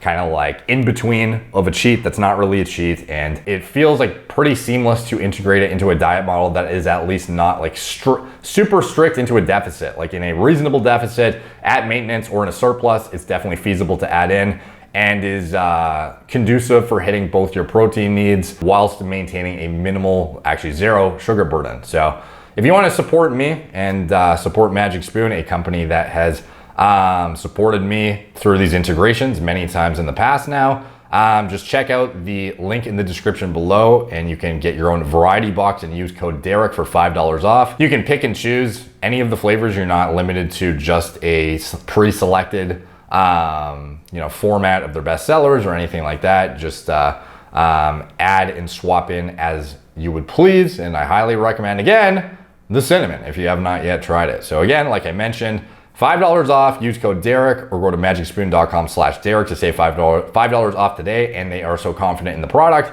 it's backed with a 100% happiness guarantee. So if you don't like it for any reason, they'll refund your money no questions asked. And by the way, I mentioned in one of my first integrations that I was literally driving to my P.O. box to buy this stuff. As a Canadian, the shipping used to be an issue for me, but now they actually ship to Canada and to the UK. So for my Canadian British fans, check it out too if you are interested. So thank you to Magic Spoon again for sponsoring yet another video on the More Plates, More Dates channel. It's much appreciated, and you guys supporting me through supporting them, obviously much appreciated as well. So back to our regularly scheduled programming. Okay, so I'm gonna try and show you over my shoulder. So starting, Damn. okay, well, there's the ring light. This is, I mean, this little guy I bought at the market, but the most reliable battery bank operated power bank. Sorry. Okay. This looks like you got a lot of stuff, dude. Like this is like better than hotel gym quality, it seems like, for a home gym. So there's roughly 30 pieces of equipment, and I'm just going to switch on the lights here. Sure. It's quite bright. There we go. So those are just some LED strip lights that were installed to help with filming. But this is the publication collection. Wow. Damn. Oh, there you go. One of the ultimate educational pieces. Classic. That's it. Yeah. That's where I drew a lot of knowledge and information from. And for the rest of it is just really motivation. Oh, there you go. Yeah. Another stridum. Huh. So this was this is Old Reliable here. Is that one of your goals, to be on the front page of one of those one day? Or do you think that's sort of outdated now? Because it's like, I don't know if people still buy magazines. So I'm not on the front page, but I am in one of these magazines, just as a feature inside one of them, but I haven't made it to the front cover yet. But so this is Old Reliable. Okay. So I got this bike when I started doing comp prep. You know, it was a lot easier for me, instead of waking up and trying to get in the cardio, getting to the gym, especially in winter, because most of the press that I've done are in winter, just in terms of how they fall on the calendar here locally. And so I went and I invested in this little bicycle, and it's kind of followed me around, but has been very helpful in terms of comp prep. So I'm going to take you through and kind of just talk you through. Okay, so this is like the cardio equipment here. Damn. Chest press. You got an incline hammer, lat pull down, presumably. Damn, dude, this is a lot. Wow, this is quite the collection. I have like a small little thumbnail which I'm trying to see. So you please tell me if you're not. No, this is great. Yeah, too much if I'm moving too quick. But we got a leg press here. There's a hammy curl, hack squat. There's a seated calf raise here, 2-seater calf raise, leg extension. There's a squat rack. Then this is the corner we started filming in initially. Okay. So damn, so you can get a pump like right there, right before you film, eh? If you need to. Very helpful. Yeah. So get a couple of reps in and straight into camera. Okay, and then so that's awesome, man. I'm going to take you through. So this is kind of the main interleading door, and this is the kitchen. So you'll see sometimes a lot of videos are filmed in the kitchen as well. Yeah. But that leads straight into the gym. How long have you lived here for? Like, I'm assuming this took it was piece by piece assembled. I'm imagining it was finding all this stuff, especially with lockdowns. Was it like, did you already have it before everything, or? So this came with a house. My friend. Oh, nice. Sorry, I'm just switching off the lights so you can see me better. I'm going to just. No worries. Back into position here for you. So my friend who's now immigrated to Europe, and he's been into bodybuilding for like the last 25 years as well. Used to judge shows, and he was very influential in terms of getting me started on competitive bodybuilding as well. So yeah, he built this gym probably about 10 years ago, and as they immigrated, then I moved in here, and so this really incredible setup kind of came with it. Turnkey, like you. Which is very convenient because obviously, I mean, we've been locked down now for almost 2 years, but when lockdown set in, there was obviously restrictions.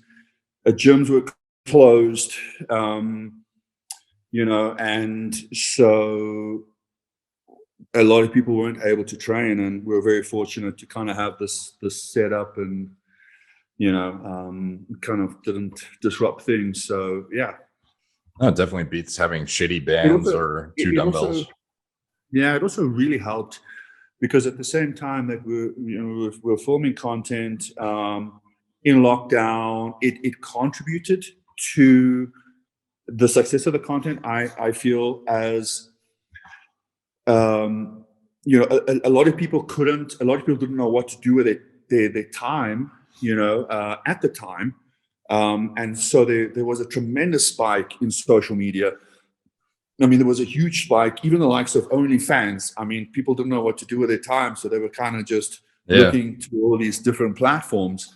And so there was a huge spike in terms of, member increase in or activations on TikTok. And have you ever thought about an OnlyFans? Seems like it seems like there's people who are doing it just like normal, like just treating it like a normal platform, not posting anything like crazy. It's just like normal private content, sort of like Patreon. I don't know if it's becoming more like widely accepted. I don't know. So I heard that actually, restricting the type of content, as it's predominantly utilized for porn, pornography. But I don't know if I'm allowed to say that on this channel. I don't want to get say whatever you want. Your video. I don't want to get your video, any strikes would demonetized. So you might want to bleep that out. I apologize. But I get emailed all the time by the platform. And also, a lot of requests coming in through via DM. Quite fortunately, able to monetize off YouTube, so I haven't had to resort to OnlyFans yet. But we'll see. I mean, the extravagant lifestyle and how I need to fund or fuel that. And I'm joking, but no, it hasn't been a consideration. I had some thirsty pictures. I mean, I was just posing and posing in underwear as bodybuilders do. And these pictures, I mean, got a lot of attention, and kind of a lot of people encouraged and requested at the time to pay very handsomely for content. But have you had any weird requests from like, I don't know, like Saudi Arabian princes or like anything like that? I've heard of like fitness influencers getting some really fucking weird emails or requests to like come privately train, like even, I guess, like even private training sometimes, like not in like a weird way, but just like pay some exorbitant amount to fly you to fill in the blank country to, personally assist my training or whatever.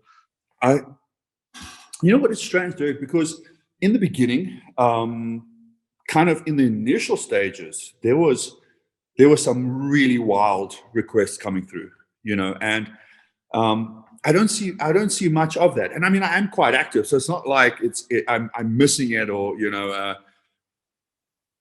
but I've had some crazy requests, and like I said, more so in the beginning, strangely. And like what? Like what's the wildest one?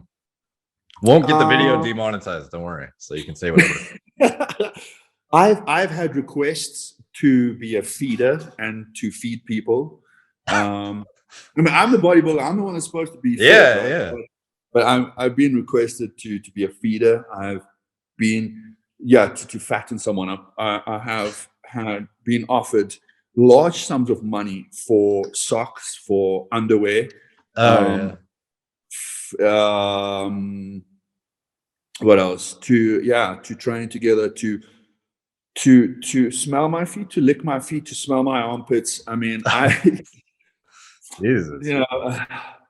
There's been some pretty wild stuff come through.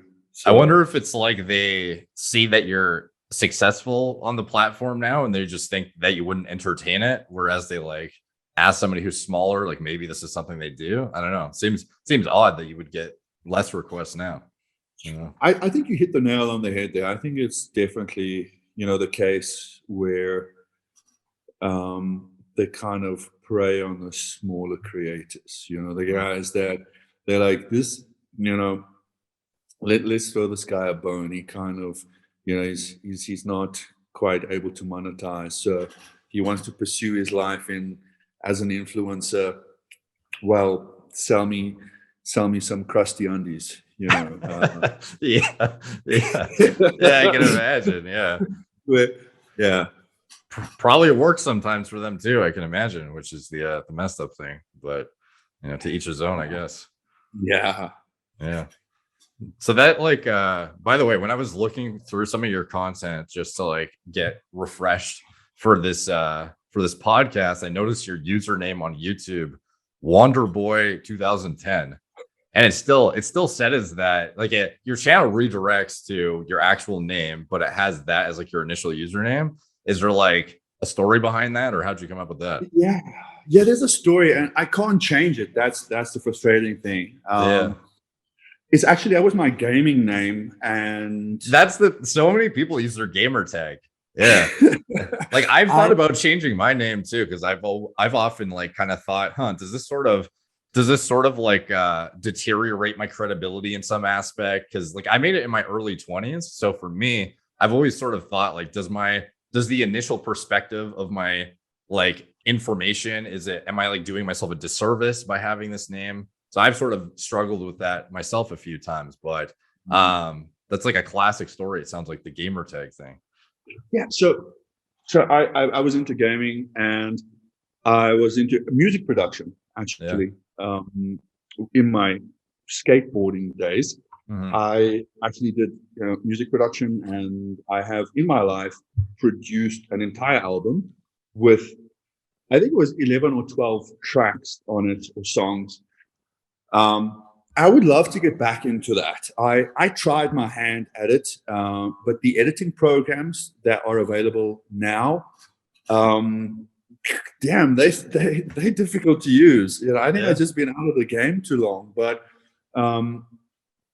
I've tried to put some time aside, because I don't have any hobbies. I don't have anything really that I do outside of training and making content and working, really. I mean, that utilizes all my time. But at some point, a couple of months ago, I would say, probably 2-3 months ago, I said, okay, I need to allow myself some me time and do things that I kind of enjoy. And so I would like to get back into making music and music production. And I kind of played around, messed around, and I think made a half decent attempt of a 30-second intro of a song. But it's more like deep house, tech house, which is kind of my music scene.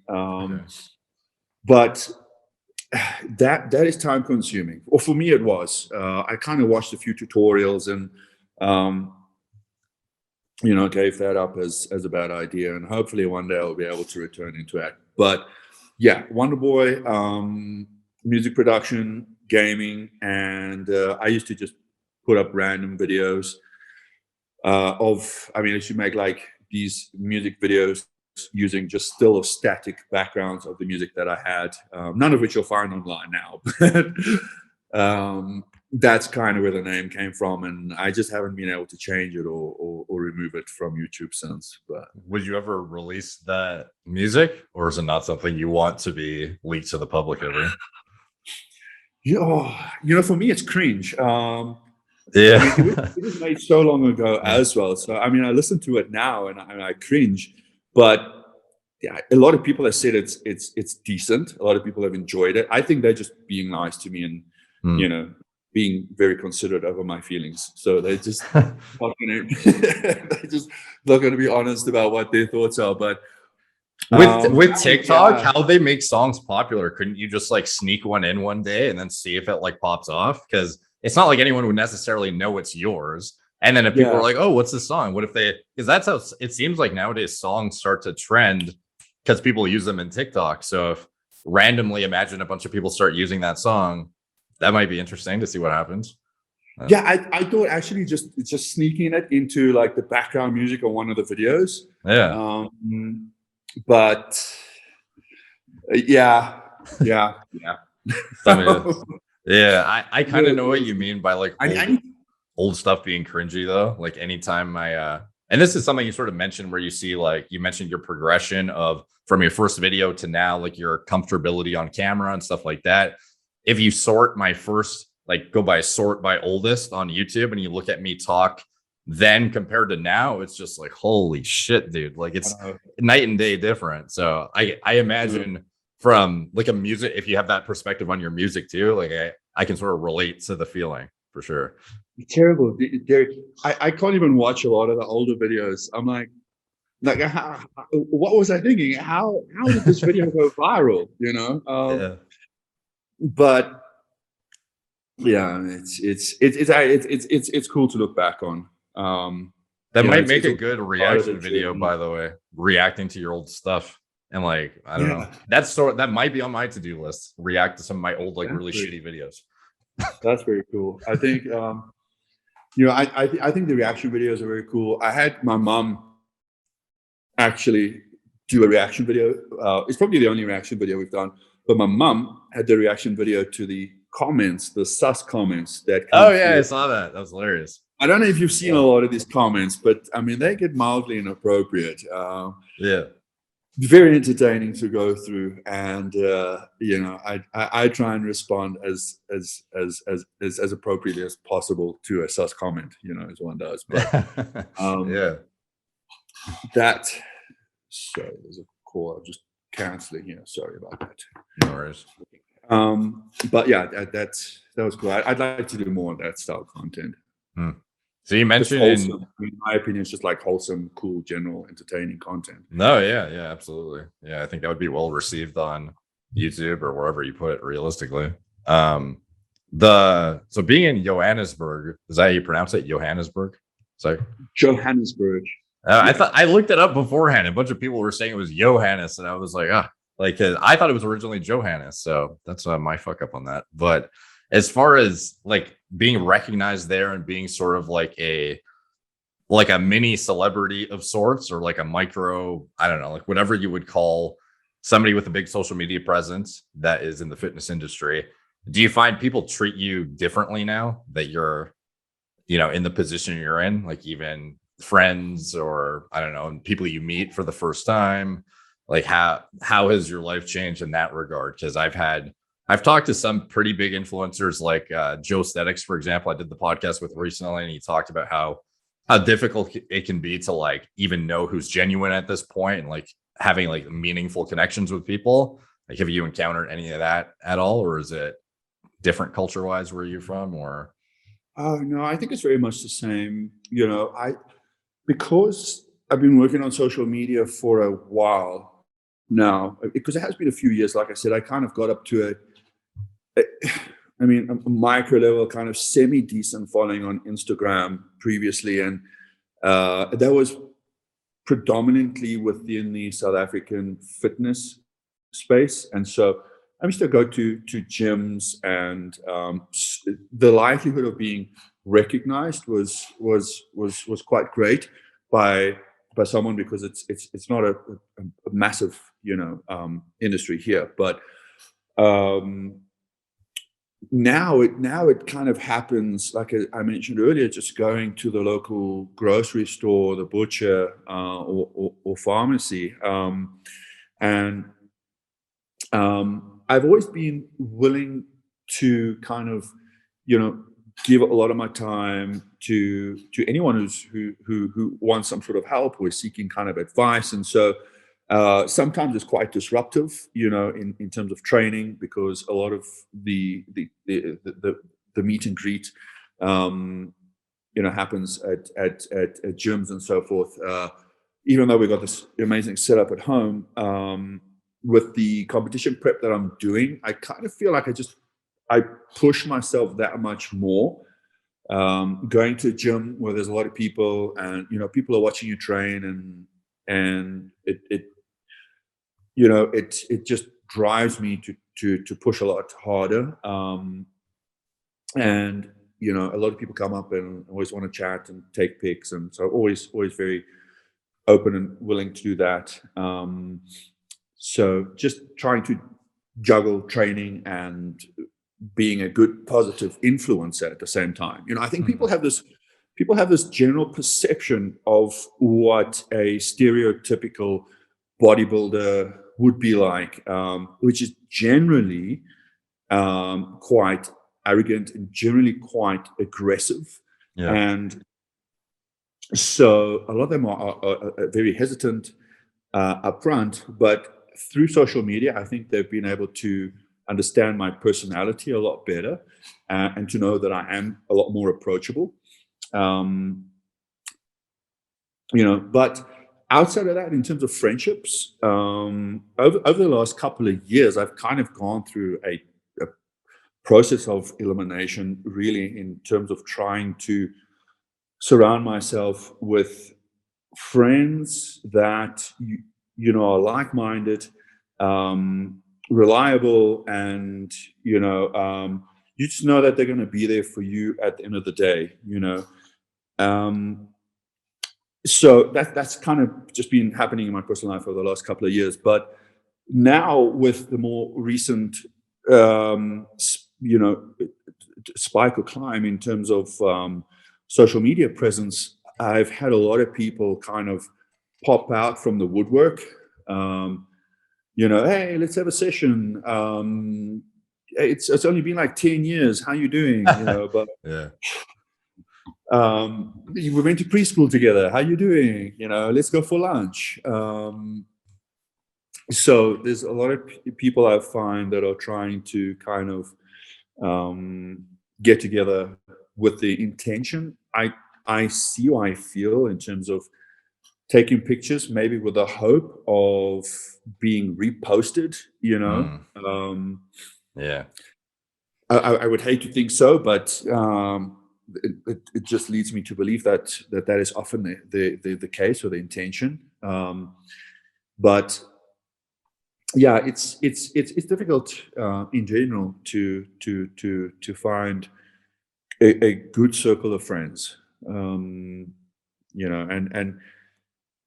increasingly so, with like I said, the rise in social media presence as well, to kind of understand what is the person's intentions here. Why are you suddenly trying to be my friend? I mean, where have you been for the last couple of years? And so, Yeah. and generally not too receptive, with that sort of thing. And I have a very close circle of friends, very small, very close. I celebrated my birthday on the 30th of September, and there were about 6 people there, so that's just the small circle of close friends that I have in my life at the moment. Nice. As far as that, like obviously the work-life balance thing is always a continuous struggle, I would imagine, and increasingly so as your trajectory continues to exponentially multiply. Do you like you mentioned you work 16 hours a day, and you have for a while at this point? Do you have like a certain day each week that you try to take a step back, and you schedule it out? Like you mentioned how you've been trying to get more involved with looking back at your, potentially doing music again. Obviously you have, other hobbies outside of just, the gym. So that kind of thing. Do you have to schedule and allocate a block of time, or does it just organically come up and you're like, you know what, I need a break, I'm just going to take a day off? Or how does that sort of work into your lifestyle right now? So only more recently, only very recently, have things become a lot more structured, and there's scheduled shooting days. Prior to that, it was every single day, which was never a problem for myself, because, to give you a little bit of background, I started my business, I had no funding, no support. It was just, even if I may go earlier than that, when I started studying, I actually studied correspondence in high school. So by the time, as soon as I got out of high school, I was qualified, and I started working immediately. And I grew up with a single parent. My mother raised myself and my two sisters, on her own. And so financially, things were a bit of a struggle. I lived off hand-me-downs, and which is not that much of a problem unless your older sibling is a sister. Yeah. Then hand-me-downs isn't really ideal in that sense. So for myself, kind of, it was just through hard work that I had to make changes for myself in terms of the life and the lifestyle that I wanted for myself and for my future family. And it was through quite literal blood, sweat, and tears, that I was able to kind of get the company to where it was.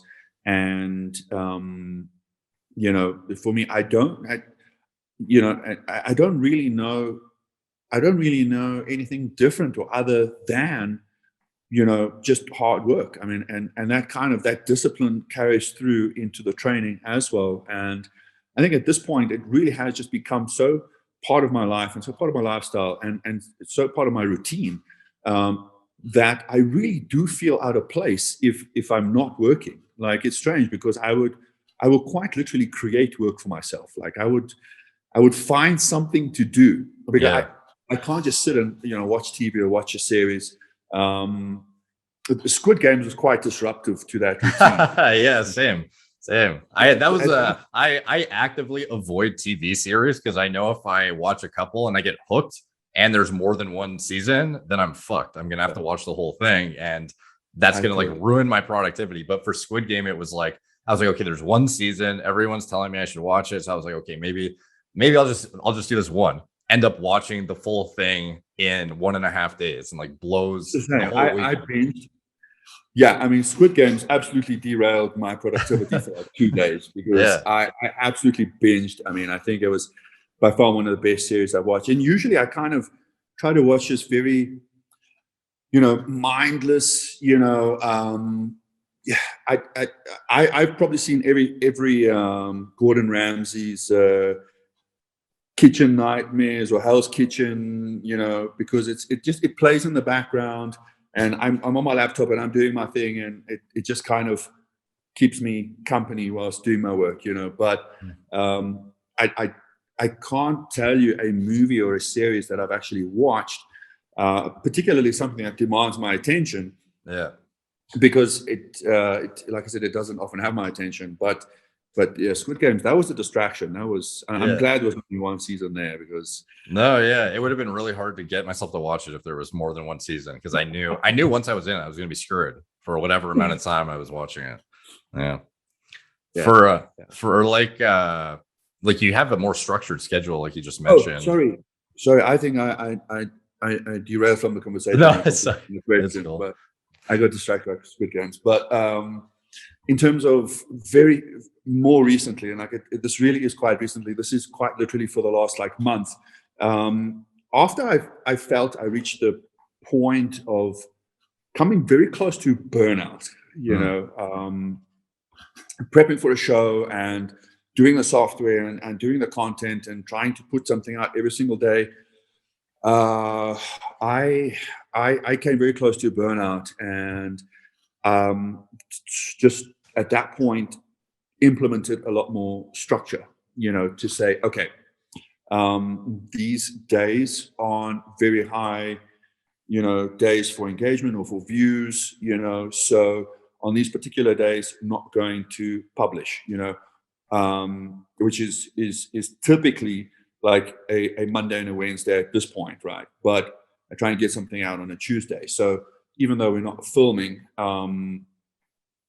it's not 7 days a week anymore. It's come down to like 5 days a week. But now those days are actually being utilized by doing the YouTube content. So, but everything is structured. It's not haphazard. There's a plan, and we sit on a Monday morning with a team, and we kind of plan and structure the deliverables for the week.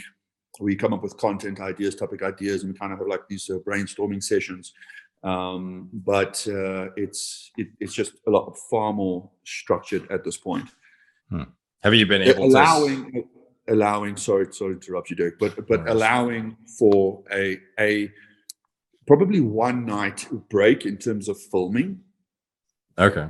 And 1 night break from training at this point. But okay. I kind of just gauge, how my body feels and it's been like that for the last few years. I eat very well. I'm certainly, my sleep has improved. I had sleep apnea, and that was quite catastrophic in terms of the disruptions that had. And they call it the silent killer, but I had sleep apnea for like 7 or 8 years before I actually had it diagnosed. Wow. And that was like, I'm assuming, like for me, when I noticed it would get progressively worse the heavier I got. So for me, it got to the point where in university, I was sitting there in class, and even if I was on 8 hours sleep, I would literally, within 5 minutes of sitting down, fall asleep sitting down in the class, but the sleep wasn't productive. But I would constantly be falling asleep into like a really shitty, not deep sleep. And it was even translating into like dangerous driving almost. Like the sitting at a red light, you start to like doze off almost because you're so underslept. Like for you, did it take bulking up to near 300 pounds to have it be noticeable, or like where did you kind of like figure it out? So it got to the point where I actually had an accident while driving. I fell asleep, and very fortunately, no one else was involved. But I kind of veered off into hitting the curb, which blew out both wheels and kind of damaged. Same thing happened to me. Really. Yeah. And that was kind of the rude awakening as to, okay, well, this needs to be taken seriously. And that led to me going to a sleep clinic and seeking assistance. But it got progressively worse. Obviously, as my weight increased, my hours of restful sleep diminished. And I got my Apple Watch. So I have a sleep application, which kind of tracks my quality of sleep. Mm-hmm. And I was sitting on an average of about 40 minutes of restful sleep a night. Wow, that's insane. Yeah, and now post surgery, because I after I went through the whole process with the sleep clinic, I got the CPAP machine. So you got your deviated septum fix, right? Yeah, it was severely deviated. It was so crooked. It did a complete S curve, like a complete S bend. So it was blocked on both sides. And so I was diagnosed with severe sleep apnea, which I had about 50 episodes an hour. Yeah. I remember when I first heard myself on tape, like I filmed my sleep to hear what it sounded like, and it was like scary to hear it, terrifying. Yeah, when you were gasping for air. So very fortunately with the surgery that I had and the straightening of the septum, that made a significant difference, and I did a video on the same, because it quite literally is the silent killer. I mean, for anyone that's living on their own that may not have a partner that's saying, you know what, you're snoring really loud, or you woke up gasping for air. You have some sort of condition here. I mean, for years that I was on my own, I didn't know, except for the fatigue that I felt during the day, but never thought it was because of the quality of sleep that I was getting, because I was still sleeping for 8 hours. Yeah. That's a commonly overlooked thing, I think, among bodybuilders, because just like your sheer neck size itself creates that obstruction for a lot of individuals. Like, it's not just if you have a deviation or you have, enlarged, adenoids or tonsils, those can be like contributing factors, but the actual like sheer like size of your neck will like crush your airway while you're sleeping without even realizing it. Yeah. So I mean, 100% correct in saying so. With me dropping slightly in body weight now with the prep and with the surgery and the CPAP, I don't sleep with it all the time because I checked more recently and I was getting about 6 hours of restful sleep a night as compared to like 30-40 minutes. So there has been quite a substantial improvement in that, which I can feel. My energy levels have improved significantly, and that I can see in my physique and I can see in my work. I don't know how I would have been able to do what I'm doing presently with the severity of quite how bad the sleep apnea was previously, because getting through my day was a struggle. I couldn't make it through my day without having a nap, or two, and multiple cups of coffee and energy drinks, and I mean anything to kind of just help me stay awake. No, that's good that you solved it, because some people just go their whole lives, or some people are very reluctant to use like the CPAP too, because they don't like the thought of having a machine, provide air for, because it's uncomfortable or looks odd to a significant other maybe, and there's like a stigma around it. It's not the most attractive thing, but I've never had somebody ever have a problem with it though. Like, I know a lot of people always ask isn't this going to be weird when you have like, your partner beside you? And it's like, it can get in the way a bit for sure. But I mean, like, ultimately, if it's the determining factor between your heart, like going to war at night and not, it's like, they'll understand. They will understand. And getting used to it took some time, for anyone that's battling with sleep apnea that may be watching this. I went through the full mask, I went through the nasal pillow, I went through there was quite a few different. Did you ever wake up with the thing just like chucked across your room? I wake up kind of entangled in it, and really? With this cold pipe around the neck. When I first got it, I would wake up and the thing would literally be like across my bedroom, because obviously when I was sleeping, I was like, fuck this thing. I just like chuck it because it takes getting used to.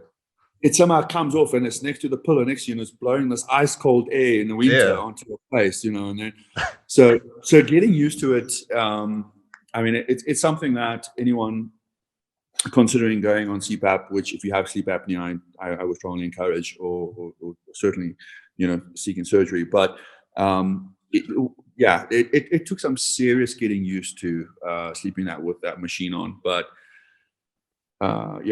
it's an adjustment. Yeah. It's not just a game changer from like a productivity aspect. Like some people might think that it's like literally like the amount of stress your heart goes through and like how oxygen deprived your brain is when you're apneaing. It's like, it's ridiculous. Like, I remember they told me I would have had a stroke within like a decade if I didn't use it. Like when I first, and I got diagnosed quick. I didn't go years without it too. So I'm just like, I worry for bodybuilders or just larger individuals or those with, structural, deviations or whatever that just, don't even look into this kind of stuff. So definitely something to proactively do.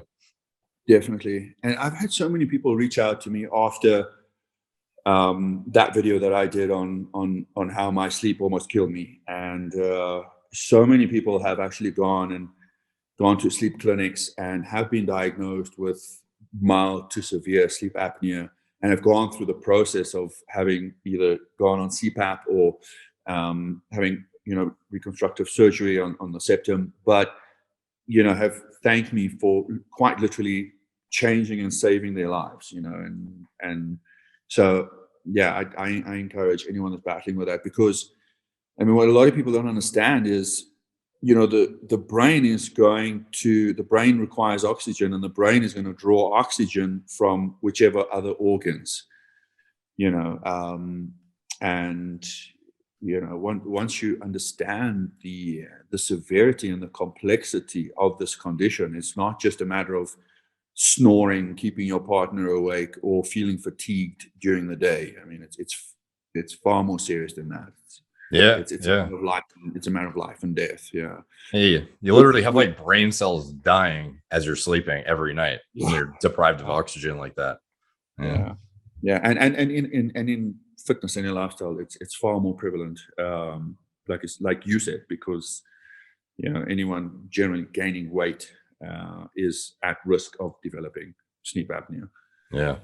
As far as, so obviously your sleep has been dialed in a bit more. Do you are you like really regimented about the time as well as the duration that you're like pretty good about? Because that's been one of my biggest obstacles, has been maintaining like a good circadian rhythm and staying in like I can get my 8 hours, but getting to bed at the right time and not like going later and later and later and later to a point where you're going to bed at like 4 or 5 a.m. in some cases.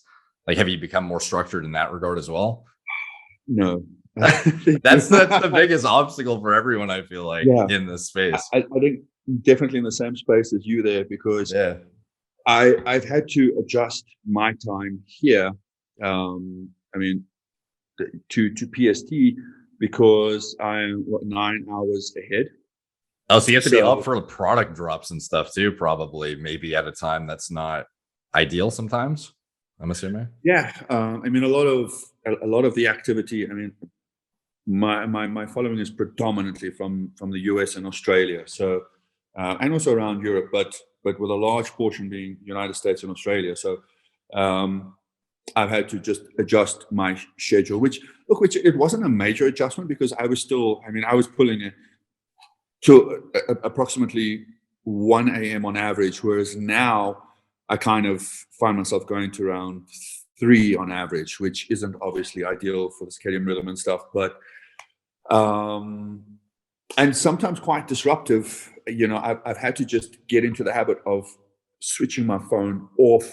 Often I have it on divert throughout the day, because I would get to bed around 3 a.m. and then everyone else in South Africa is generally waking up around 6, 7, and so phone calls would start coming through and messages would start coming through, and the phone is buzzing and it's ringing, and there would obviously my sleep would be interrupted, and having a decent 3 hours, if 3 hours, so that is something I'm working on, and that is also quite largely why I implemented the schedule, just to get into the routine of filming in advance, because it was a matter of coming home, going to the gym or training at home, either way, but there was gym involved, and then after gym was eating, and then immediately film, and then edit, upload, comment, or interact. So that was the typical routine. So now, if we're filming in advance, it allows us to put the content out a little bit earlier. So that was also one of the major reasons for trying to get in some sort of schedule or routine. But working on that. Same. That's been one of my goals for years, to try and fix that. And I'll fix it, and then I might get like, if I'm lucky, like 3 or 4 days where I'm on the schedule properly, and then it's like, okay, now I'm in bed at midnight. Okay, it's only 1 hour behind. I'll fix it tomorrow, and then it's 1 a.m. I'm like, okay, it's only like 2 hours. I'll just like fix it the next day, and before you know it, you're down to like, it's like 4 a.m. and you're on the same like fucked up schedule again. So relatable. Relatable. Yeah. Well, do you use any? I think. Sorry, Gary. No, go ahead about your. No, I think as we're chatting more, I'm getting to realize that we have a lot more in common, like wanting to shit our pants when training cars, Yeah. Yeah. having very irregular sleep patterns. But I think, and I'm sure a whole lot more. But yeah.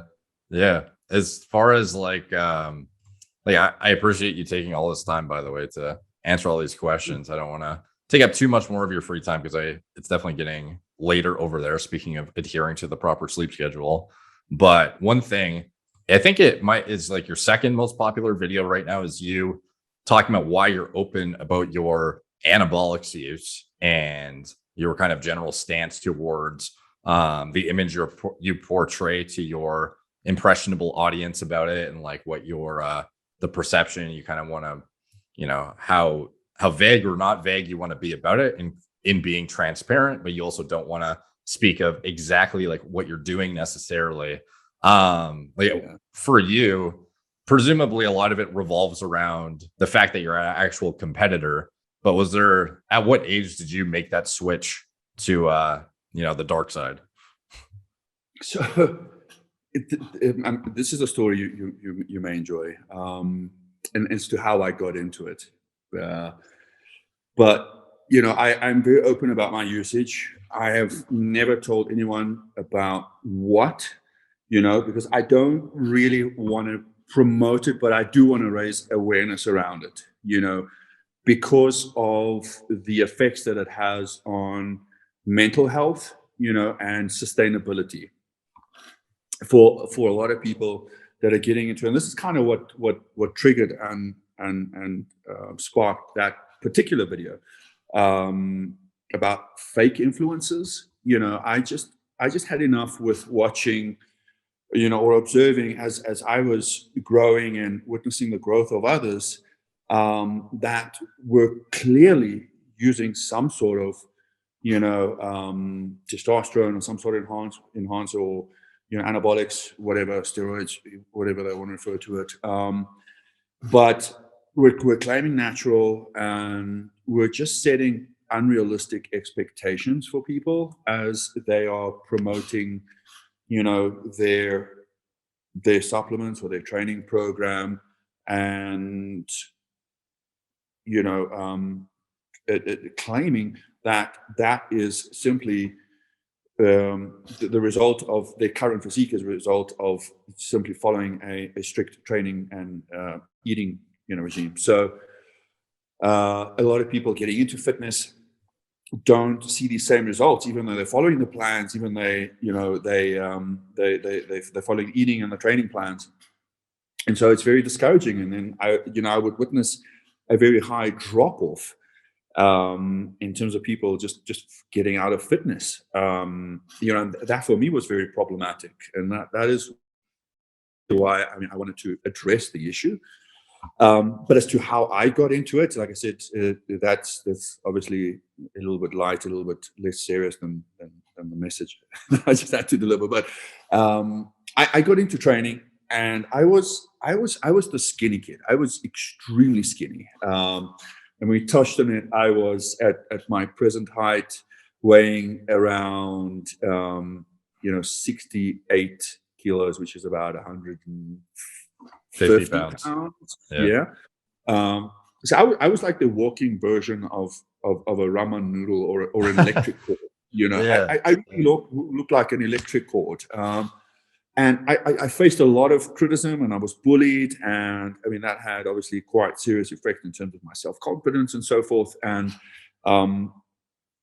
there was one particular incident, which was kind of the tipping point or the turning point for me, where I said, okay, enough being a skinny kid. I need to do something about this.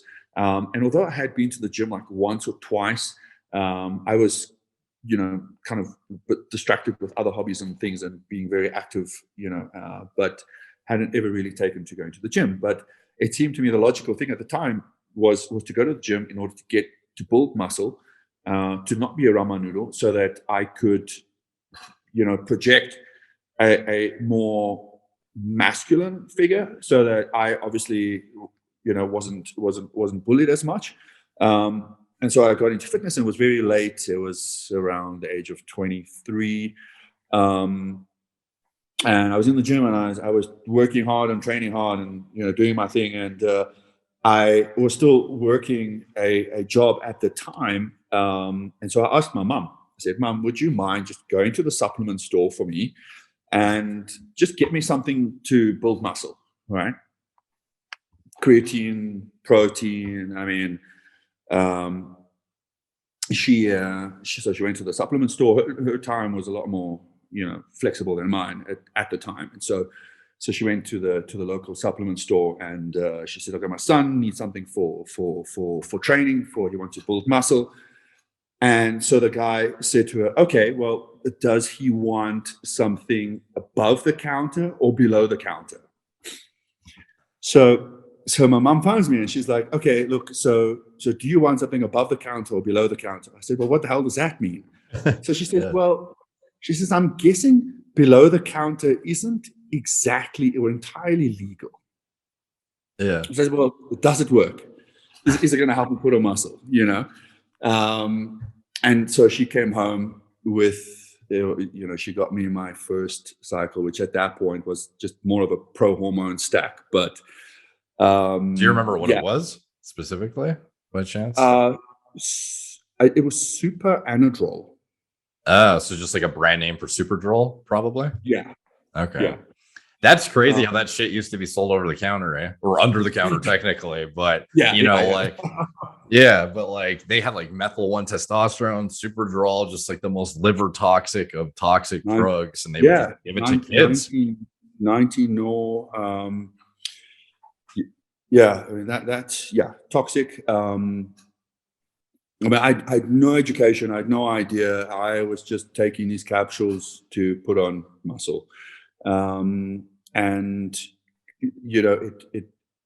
I thereafter met a friend who was a lot more knowledgeable, but still it was very much bro science, He had a lot more experience when it came to anabolics and things. And despite the fact that he was injecting as much as probably the present day Olympians. I mean, this guy was on everything, and his stack was tremendous, right? But he couldn't get past the typical men's physique, kind of structure, even though he had been training for many years, and even though, I think he was just at a genetic disposition and probably his diet, but he was relying solely on the use of anabolics to kind of, get bigger. And it was at that point that I realized the importance of, knowing what I was injecting in my body. And that kind of, set me off to become a lot more knowledgeable and research and familiarize myself with, the different type of substances and chemicals, and, and what to stack with what, and so on and so forth. And how many years after you started training did you, was that pretty soon after? Because it's not like you really knew what you were getting when you got it. Was that like right at the beginning of your lifting sort of thing, or? It was in the first year. Okay. Huh. Yeah.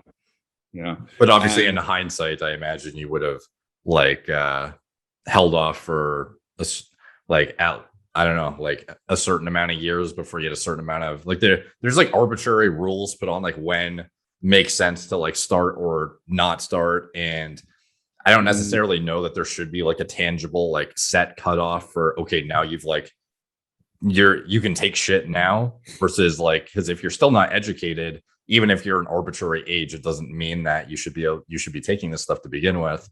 In hindsight, is there something you would have done differently as far as taking a certain amount of time to educate yourself? Or I would have done a few things differently. I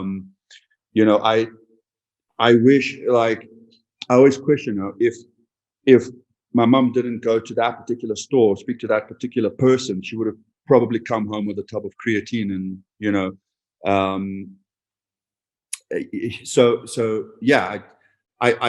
I would have done things very differently for myself if I had the knowledge or better knowledge, than what I had at the time. It was the complete lack of knowledge at the time that I did the things, and to the things that I did. And that's the general ethos in terms of, what the platform is about. It's helping people learn from my mistakes, Yeah. because there's a lot of mistakes that I've made along the way, which very fortunately haven't been, detrimental. But I certainly would have done things very differently. I mean, the fact that my diet was atrocious at the time. I was relying and surviving off of fast foods, when I was given this pro hormone stack. I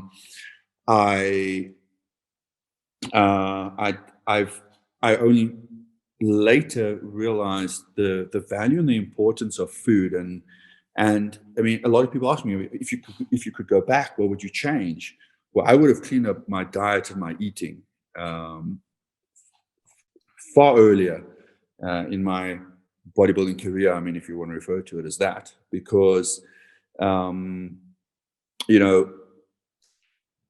need to get out as much from the utilization of food and eating before you even consider these things.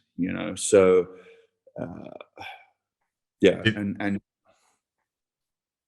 Do you think with the general evolution of like how social media, like obviously some of this stuff, like education material wise, wasn't accessible back in when you first started. Like, unfortunately, a lot of the stuff I had access to forums and random bros at the gym and stuff, but even that was not up to the par of information, at least accessible now. However, even with the accessibility, there's a lot of people that put out shitty information too. So it's kind of a double-edged sword, it seems like now. What's your general stance on the direction the education of the younger generation has taken? Because there's a lot of people talking about this stuff openly now, for the better or worse in a lot of cases, I feel like. Yeah. So that's actually the topic of a video that we have planned, because now with a lot of people, I took the stance where I came out and said, okay, I do use anabolics, and I never had the intention, like I said, ever to promote, because if I could have done things differently for myself, I would have, but just more to raise awareness and more for the sustainability. And I see that has sparked a trend. Whether it originated from my video or not, but I noticed a lot more people on social media that have come out and being open about the use of anabolics, right? But it not in the correct manner, where it's used to raise awareness and to educate, but they're romanticizing it, and and therein I find that to be problematic. I don't think it should ever be romanticized. I think, these platforms should be used correctly and appropriately to educate. I think, that's the roles that we take on as influencers, but and one of the downsides to what you mentioned in terms of having this platform and speaking about it, is that it could be seen as also encouragement. Yeah. No, yeah, there's a lot of younger influencers, especially, who very, very impressionable audiences that are very young and don't really know even the basics around training or diet. And then they see fill in the blank influencer who looks great, and they're open and transparent about their use. But then that transparency, as much as it's respected that it's open and honest about taking stuff, it could be perceived as encouraging. And it almost makes you it almost sort of reinforces a little bit certain individuals that are lying about their natural status to not influence their followers. And you can sort of gather why that may be the conclusion some of them come to. A lot of them do mislead and to sell shit, which is bad. But at the same time, it's a fine line where if you're a guy who's cranking your face off, and then you have like a bunch of 16-year-olds following you who aspired to be like you. What do? Do you talk about it? I don't know. And sometimes they don't even really know what they're doing either. They pay a coach who tells them exactly what to do, and they just follow the game plan, but they don't actually know how to explain it or any of the information surrounding it. So they're not necessarily qualified to talk about it either. So it's kind of like an interesting double-edged sword dynamic going on social media right now. That's kind of hard to traverse, it seems like. Yeah. The problem that I see is that it's, like I said, I think the best term is to say that it's being romanticized, and there's memes about it. Like I said, it comes down to responsibility that I feel that these influencers need to take upon themselves to educate correctly and raise the correct message here, because either way it is a double-edged sword, and either way it can have adverse side effects. It needs to be handled. It needs to be handled with kid gloves either way. Yeah, absolutely. Yeah, I'm glad that some of the influencers some of them are taking it upon themselves to educate themselves more, so then they don't put out a message that could be promotional or harmful. But there are definitely some that jokes about tren, and like, I don't know, sometimes it comes across as like people know tren is a very dangerous, psychoactive, and like harmful drug, but it'll still be like romanticized, like you said, about like like the tren bologna sandwich is like a joke that a lot of people make. But then sometimes it's like, when that influencer's physique was derived from their use of that, it's like, well, maybe I should. Yeah. If they aren't very stern about the concerns surrounding it, you get influenced. Like, I made a video on like a 14-year-old who took tren. Like, it's fucking baffling how young some people are doing this stuff now, even with the resources available to educate themselves. Yeah, I've witnessed the same, and unfortunately, and the risks worth mentioning, and the side effects as a result, particularly of tren, but as a result of the use of many anabolics. And I think a lot of people need to know, and there's establishments that can assist in doing it more responsibly. Because at the end of the day, I think it comes down to, there's a responsible way in which we can approach most things, and the likes of Merrick Health, and doing more regular blood work for starters. I think, one of the biggest struggles I have always had is being able to approach professionals, and the reluctance to approach professionals and being open with professionals, because somehow everything is always any sort of symptom or issue. The cause is always steroids. Yeah, you should tell the story about your appointment recently. That ridiculous, wasn't it for your eyes? And they were like, my eyes. Yeah, I mean, yeah.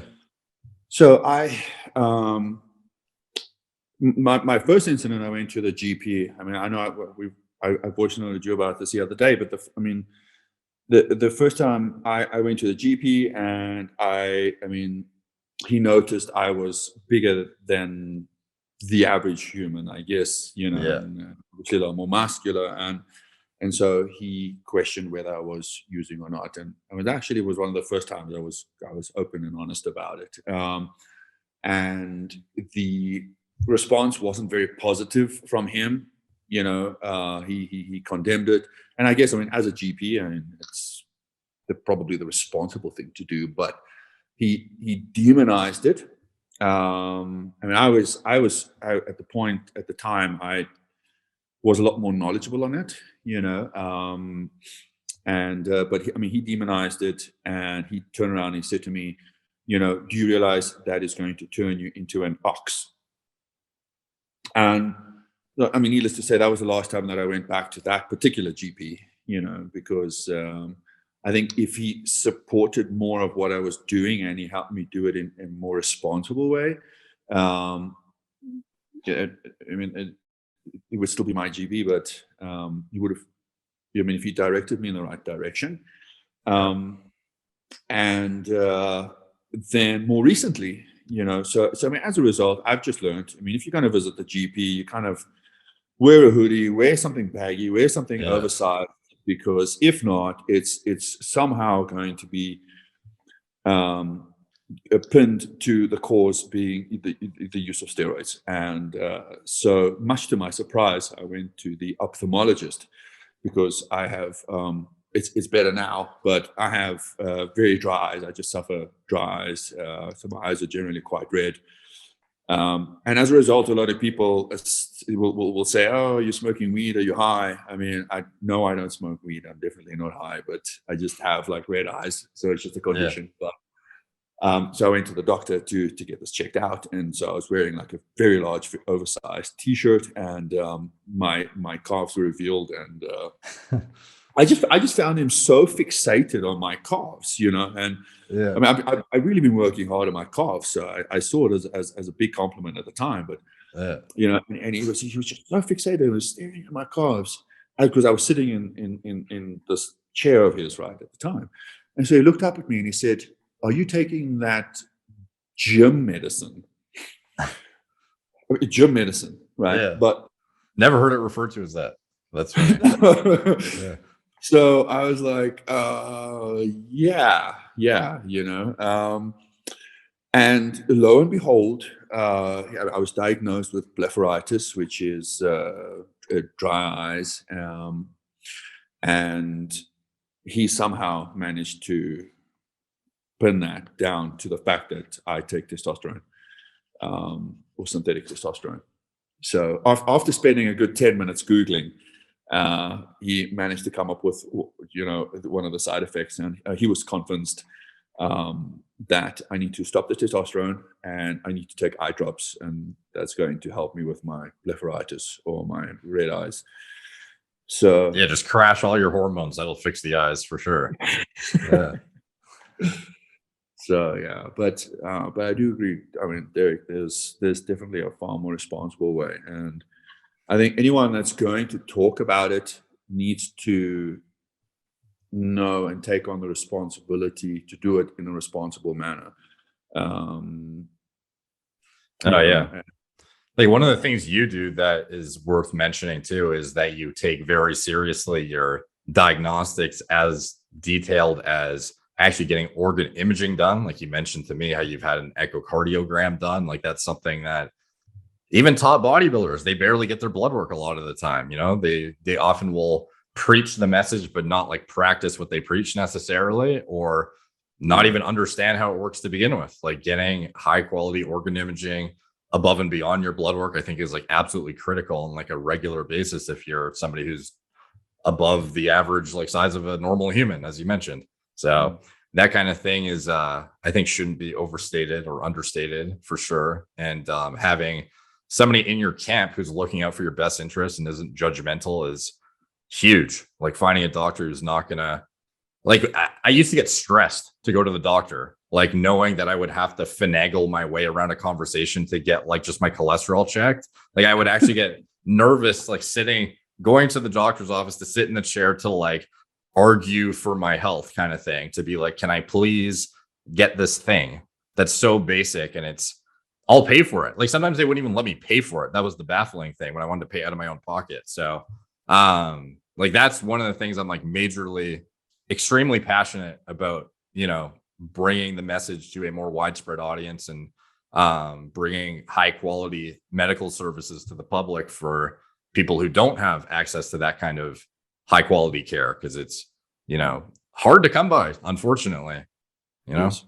Yeah. It's very hard to come by. I mean, here I can speak from experience here, but from what I'm told, it's the general stance around the world. But yeah, regular blood work, I go once, sometimes twice a year, do blood work, echocardiograms, so heart scans. I went for one more recently. Everyone questioned if I was having a baby. but Yeah. but bone density scans, abdominal sonars. So yeah, just there's a responsibility that we have towards ourselves and our own health. If we are going to use steroids, and if I mean, for anyone that plans on doing it competitively, most people that do it competitively, also, for the longevity of it, is certainly something that we need to take a lot more seriously. I mean, I've noticed very alarming statistics more recently with a staggering amount of deaths amongst competitive bodybuilders. Yeah. And one would help but question why that is the case. No, yeah, absolutely. And it's I don't know if it's just because social media is so prevalent now and stuff's getting posted about more, or if there's actually like an increasing amount, but it seems like it's like staggering how many are just like dropping like flies at this point. And a lot of that stuff I feel like could have potentially been avoided if these individuals knew, years back, like, oh, you have a, I don't know, a heart defect that you're predisposed to, fill in the blank, or you've been walking around with stage, high level hypertension that's like critical, that you need to be in like going to the emergency room right now. They're just like literally walking around like that all the time. Stuff like that might go overlooked just because they don't do basics, unfortunately. Yeah. And I think, we touched on this earlier, but certainly the way that, the direction that Olympia is going, and the type of physiques, we know for a fact, those guys are blasting on, on certain protocols a lot harder than previously. So again, is that sort of look, that's the sort of look that is being promoted. And what does one need to do, or what does one need to take in order to kind of obtain that sort of physique that is right now getting so much sort of hype and attention as well? So no, absolutely. Yeah. It's unfortunate, I guess. Like, I guess at the end of the day, it's almost like it's like viral content on a stage, like how massive and just absurd these guys have grown to. And I can see why it's like the hype event of the entire expo, as opposed to maybe classic physique is starting to overshadow it a bit, which would be, cool to see more of a hybrid of size and aesthetics and less, organ stress potential by walking on stage at 290 plus pounds or 280 or whatever. But yeah, hopefully, I don't know, maybe the judges will start seeing some of the recent events and change their stance. Hopefully, I don't know. Like, ultimately, I don't know if there's a lot that can be done when it's trending the way it is, but hopefully people more so look at I think more people are identifying with the aesthetic appeal more, and at least changing their personal preference less to being like just sheer mass and more like a hybrid. And I think the sheer body weight and less drug burden that you need to achieve that look is certainly at least trending in a positive direction. But people, even at that level, just because you're men's physique or classic, if you're using shit, like, it's still bad. I think people need to realize that regardless. So. Yeah, 100%. Genetically, some people can obviously blast harder on, certain anabolics than others, but either way, irrespective of what category or what division or, size, you obviously there's a risk factor that comes with it. So, changing gears, no pun intended, there was a video that I got recommended on my YouTube, and I'm assuming a lot of people that follow you have gotten recommended it as well. It was Mr. Gay World 2019, and that all of the entries for that, I don't know, like, I don't know how prevalent of a competition it was, but it was like, if you look at all the finalists, there's like 400 views, 500 views, and then yours is at like 250,000 or something now, because the algorithm is seemingly knows to recommend it to us at this point. What was the outcome of that competition? And just to start, like, you entered it, and you had an explanation about how you wanted a platform to kind of spread positivity and bring forth a message that is kind of I don't know, welcoming for individuals that are coming out and may otherwise be in a similar situation. Like you mentioned how some of your friends were, very like hyper masculine type guys, like bodybuilders, powerlifters, rugby players. And I imagine that's an even more complicated scenario, perhaps, when you have individuals that are like so hyper macho that, I don't know, maybe it's like less accepted, perhaps. Like, how did that whole thing come about, and what was the outcome in general? So I didn't win. I wasn't gay enough. I think I would. Yeah. I mean, it's just it's like a personal joke with me and my friends that I did it to help out a friend that was kind of trying to promote the event. Okay. Not that it is, I mean, made up, Yeah.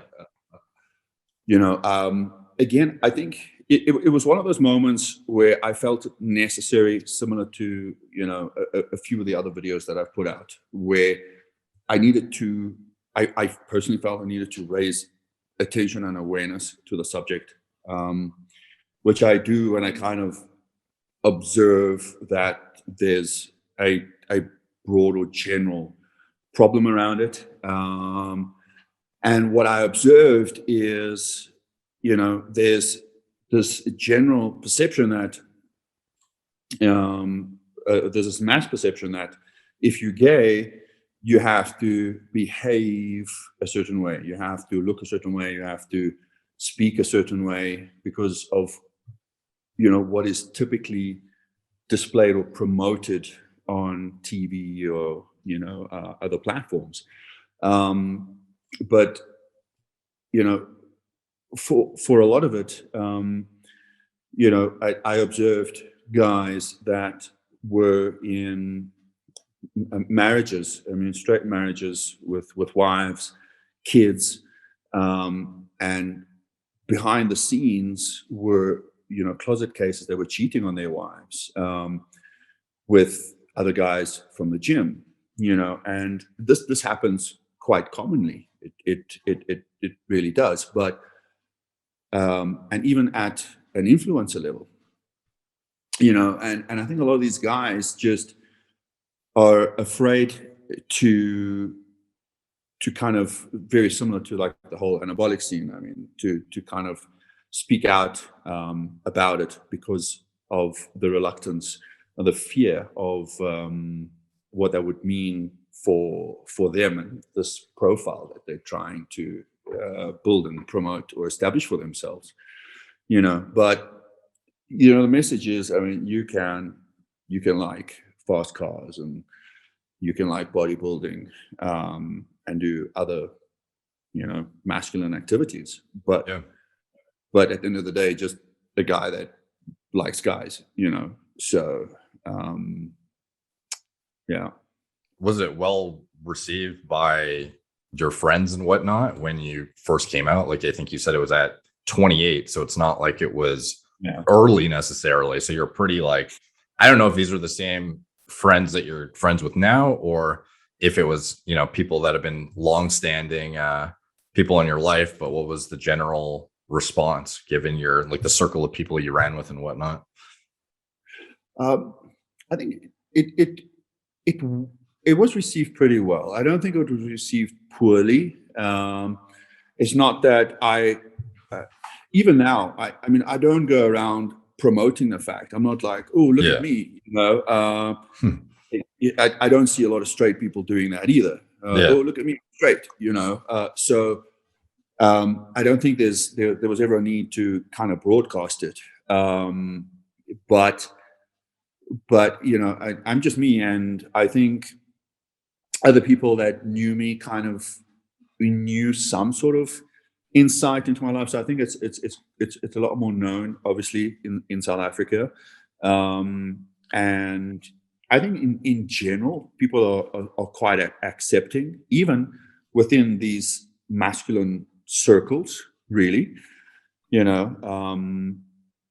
So I was very fortunate, and in terms of the circle of friends, my one friend, very close friend, actually a mentor, who kind of promoted me speaking out about it, and using the platform I had at the time to kind of help people that were, in the same sort of position. And I really have. I have a lot of people come to me and approach me and thank me for assisting them with that. And so yeah, I That's awesome. think all in all, it there was good intent, and there was purpose, and that again was just helping people. So yeah, nothing bad came from that.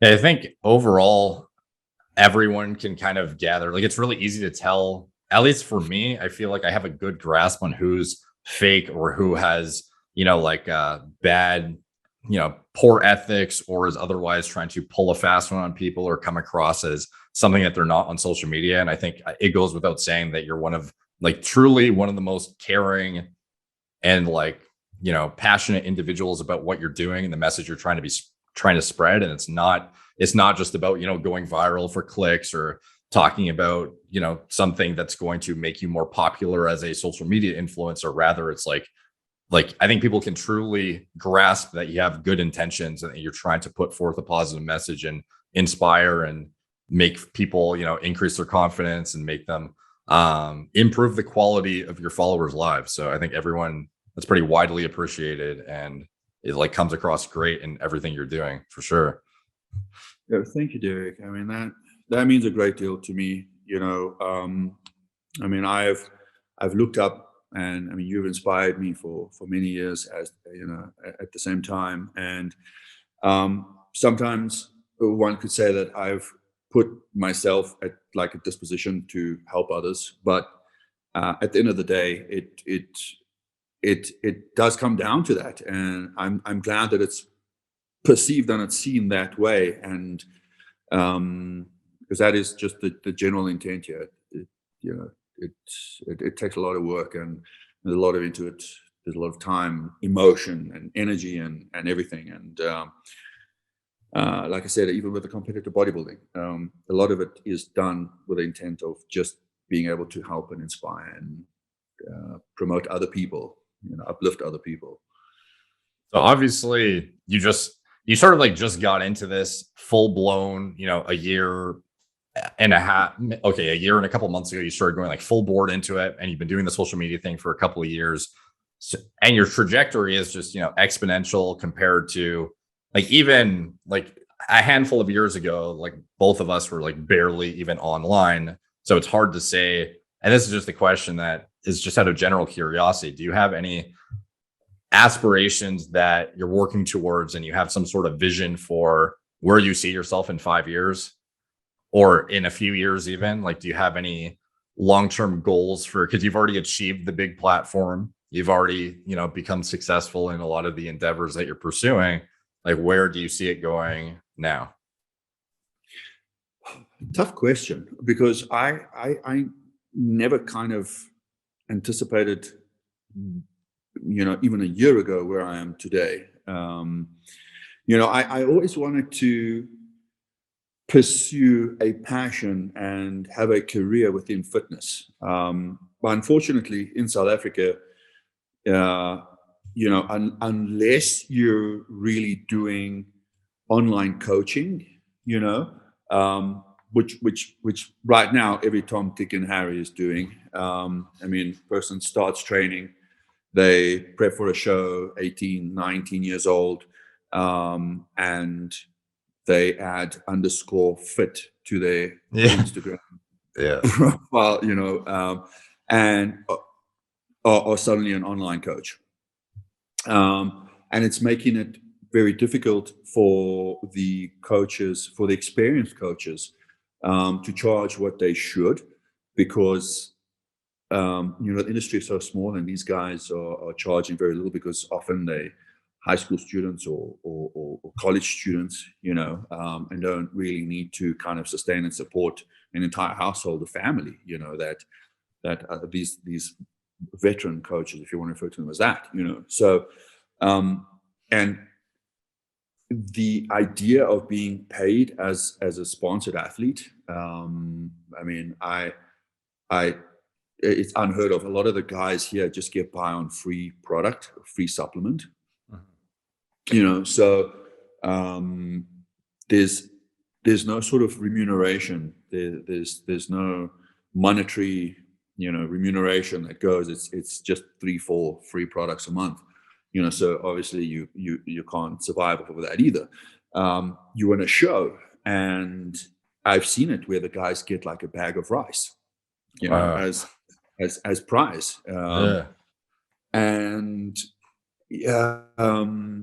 so I never really thought I would ever be able to have a career, or you know, in fitness itself, even though that was my passion, you know. So the way things have gone now, it really has put me in a position where I can pursue something that I'm truly passionate about, and I love what I do, and helping people along the way, which otherwise I didn't think possible, you know. So in terms of what the next few years hold, tough one.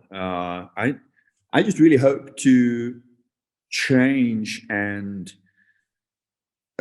just to change and help as many lives, you know, over the next few years that I have the opportunity and the platforms in order to do that, you know. I do want to transition out of the software completely, find some capable hands, which I have identified that will be able to take that over. I hope none of my clients are watching this video, but Yeah. but yeah, just to kind of transition. Okay. Oh, something just popped up. on. Sorry, it suddenly just crashed out or canceled. I think it's because I had my charger unplugged. Yeah, I can see you still on mine. Oh, there we go. Okay, sorry. Yeah, no worries. Well, that's, you know, obviously I think what you just outlined is, I know it's a hard question to answer. It was just like general curiosity if you had, you know, a very, very clear-cut long-term vision or something. But ultimately, I think what you're doing is amazing. I think you're on the right path, obviously, and changing lives, as you've seen reflected in some of the messages you've gotten over the past year and whatnot. And I think, you know, it's just going to continue at a grander scale. Like it's, there are very few individuals, I think, like I said, that are so clear cut in their ethical principles and whatnot, that are clearly doing this for the right reasons. And I feel like you're one of them. So I think everyone appreciates what you're doing, as well as educating the masses and helping bring inspiration and information in a palatable and entertaining way to everybody in the fitness industry right now. So yeah, those are words I'll never forget. Thank you very much, Derek. Okay, so everyone, if you aren't already following Noel, go check him out on Instagram, on TikTok, YouTube, or his main platforms. I'll drop the links in the video description below, and that'll be it. Signing off.